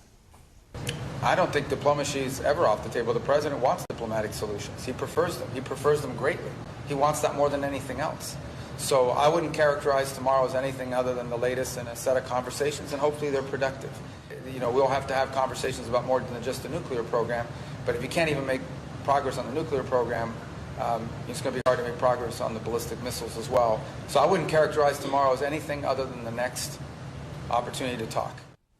The UK says it has finalised a post-Brexit draft treaty on Gibraltar that abolishes all checks on people and goods at its land border with Spain, but retains British sovereignty over the overseas territory. UK Minister of State for Europe, North America and Overseas Territories Stephen Doughty has this draft removes the uncertainty that they have faced since Brexit. Around 15,000 people cross the land border every day between Spain and Gibraltar. That's half of Gibraltar's workforce. This treaty removes all checks on people and goods at that border. Instead, dual immigration checks will take place at Gibraltar's airport, with Gibraltar conducting its own controls and Spain, as the neighbouring Schengen state, conducting checks on behalf of the European Union in a model similar to French police operating at St Pancras. Thai, US, South Korean and Singaporean forces conducted amphibious assault drills in coastal Chonburi province as part of the 45th annual Cobra Gold military exercises. The large-scale maneuvers hosted by Thailand are among the longest-running multinational military drills in the Indo-Pacific region. This year's exercise involves approximately 8,000 troops, including about 3,500 personnel from the United States Armed Forces. Forces from South Korea and Singapore are also participating in the amphibious operations alongside Thai and US units. In total, 30 nations are taking part in or observing the exercises, reflecting broader regional and international engagement. Military officials say the drills are aimed at enhancing interoperability, strengthening regional security or cooperation, and improving joint readiness for humanitarian assistance and disaster relief operations. To help break the vicious cycle of isolation and self-stigmatization, 20 psychiatric patients living with depressive disorders, schizophrenia, or borderline personality disorder in France regularly attend rehearsals of the Orchestre National du Capitole de Toulouse as part of the Innovative Resonance project. By participating, patients gradually rebuild confidence, social skills, and a sense of belonging, countering the social withdrawal often caused by mental health conditions. Over the course of 3 years, cultural mediators, mental health professionals, and musicians have collaborated to adapt rehearsals to participants' needs, ensuring a balance between artistic integrity and psychological support. NASA has rolled its towering moon rocket back to its hangar for repairs after launch windows were postponed due to technical issues, further delaying the highly anticipated Artemis II mission. The rocket was returned to the Kennedy Space Center's Vehicle Assembly Building following a series of checks that identified problems requiring additional work before liftoff. The latest setback pushes back timelines for Artemis II, NASA's first crewed mission in its renewed lunar exploration program. The approximately 10-day mission is set to carry 4 astronauts, 3 Americans and 1 Canadian, on a journey around the moon without landing. Artemis II is intended to pave way for future missions that aim to return humans to the lunar surface and establish a sustained presence there. More than 800 whooper swans stopped over at the Manus National Wetland Park in northwest China's Xinjiang Uyghur Autonomous Region on the wintering migration during the Chinese New Year holiday from February 15 to 23. Bringing vitality to the winter landscape, they drew crowds of visitors to enjoy the spectacle amid Spring Festival celebrations. Located on a major migratory route, the park has become an ideal winter habitat for birds amid constant local conservation efforts. The presence of the swans highlights the success of ongoing wildlife protection initiatives and underscores the importance of preserving migratory corridors in the region. The new AI-powered robot monk named Buddharoid made its public debut at a temple in Kyoto on Wednesday, demonstrating its ability to communicate with reporters and perform human-like motions. Dressed in a simple grey robe and lacking a human face, the robot combines artificial intelligence with robotics to provide spiritual guidance and listen to visitors' personal stories. During the media presentation, Buddharoid said he has been given the role of conveying the teachings of Buddhism and listening to everyone's stories, highlighting its intended role in offering religious and emotional support. Temple officials said the robot is designed to bridge a technology and tradition, allowing visitors to engage with Buddhist teachings in new ways while performing gestures that mimic human monks. The introduction of Buddharoid reflects broader trends in Japan, where AI and robotics are increasingly being integrated into social, healthcare, and cultural settings.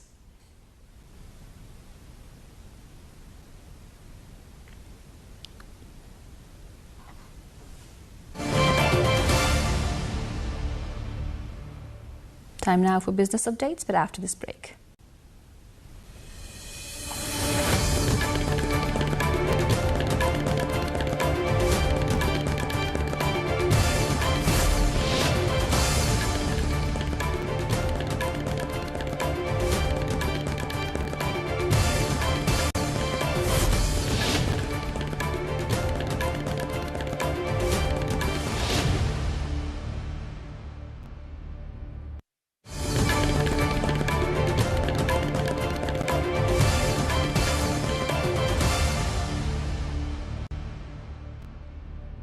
German Chancellor Friedrich Merz wrapped up his two-day visit to China on Thursday, meeting President Xi Jinping and announcing a major Airbus deal for up to 120 aircraft. Merz's first official visit to China aimed to strengthen economic ties as Germany seeks to balance trade and navigate global uncertainty.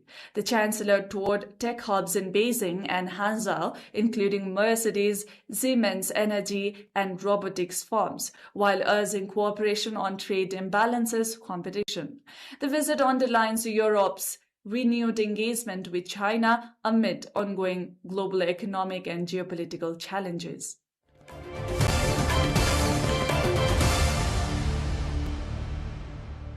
Microsoft is expanding its data center footprint in Indonesia, part of a fast-growing wave across Southeast Asia driven by surging demand for artificial intelligence and cloud computing. Near Jakarta, the JKTO2 facility and the under-construction JKTO9 center power AI tools from chatbots to image generators, operating 24/7 with advanced cooling systems.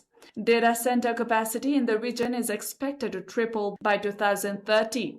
But the boom raises concern over energy and water use, especially in areas reliant on coal power. Microsoft says it is working with local utilities to increase renewable energy and adopt closed-loop water systems.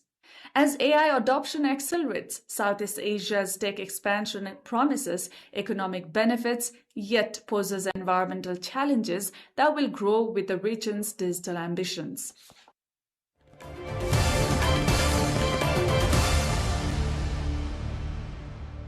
Bansko, Bulgaria, once known for its world-class ski slopes, is reinventing itself as a hotspot for digital nomads. The town's 10,000 residents now share space with a global community of remote workers, drawn by fast internet, co-working hubs, and a tax-friendly environment. For professionals, the appeal is lifestyle: skiing in the morning, working online in the afternoon, paying just 15% in local taxes compared to 45% in the UK. Bansko's cafes, restaurants, and cultural events like Nomad Fest have flourished, helping smooth out seasonal tourism and boosting the economy. While locals welcome the vibrancy, rising house prices hint at gentrification as the town embraces a new international identity.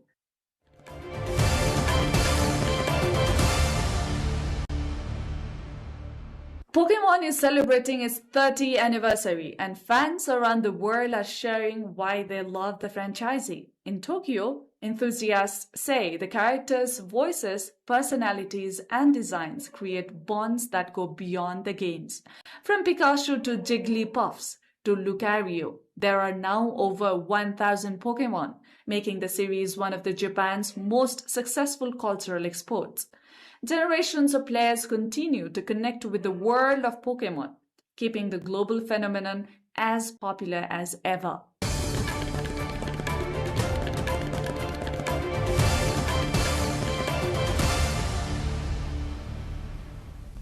Now the sports update.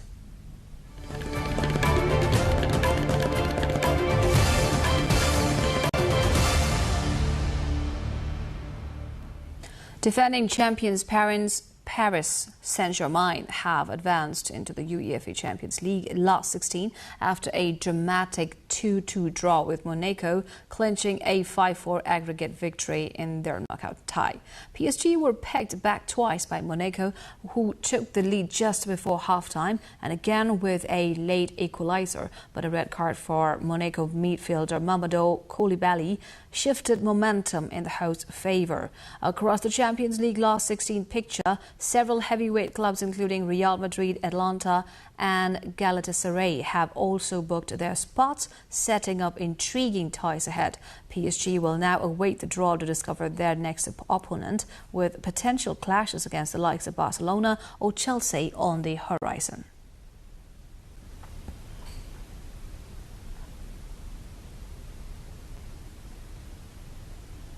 Cristiano Ronaldo has bought a 25% ownership stake in Spanish second division side UD Almeria through his business arm CR7 Sports Investments, the club announced on Thursday.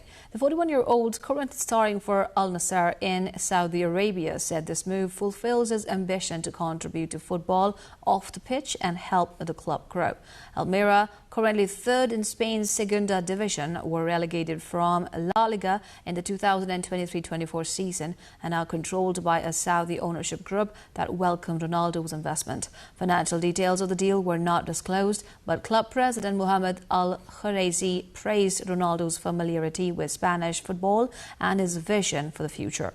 The investment marks a significant step in Ronaldo's transition towards football management and ownership while he continues his playing career.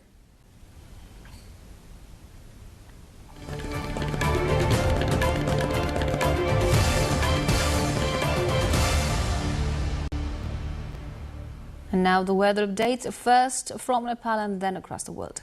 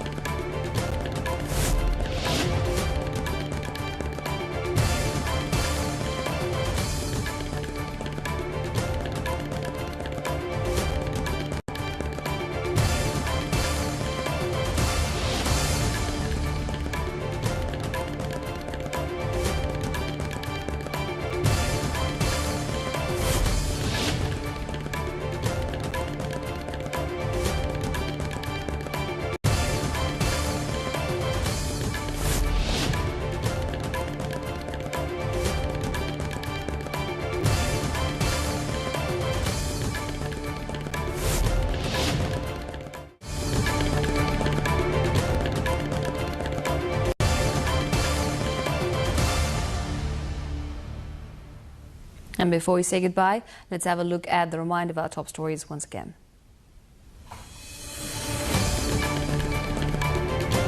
Election materials reaches all 165 constituencies of Nepal. Preparations also in final stage for March 5 elections. Nearly 1 million young Nepalese set to vote for the first time. Youth demand capable leadership and secure future at home.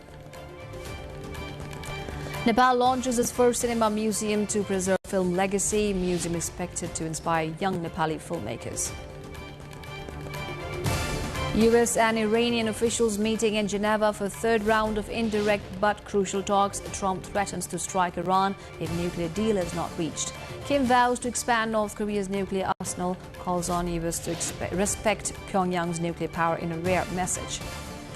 And South Africa seals 9-wicket win over West Indies in ICC T20 World Cup Super 8 clash.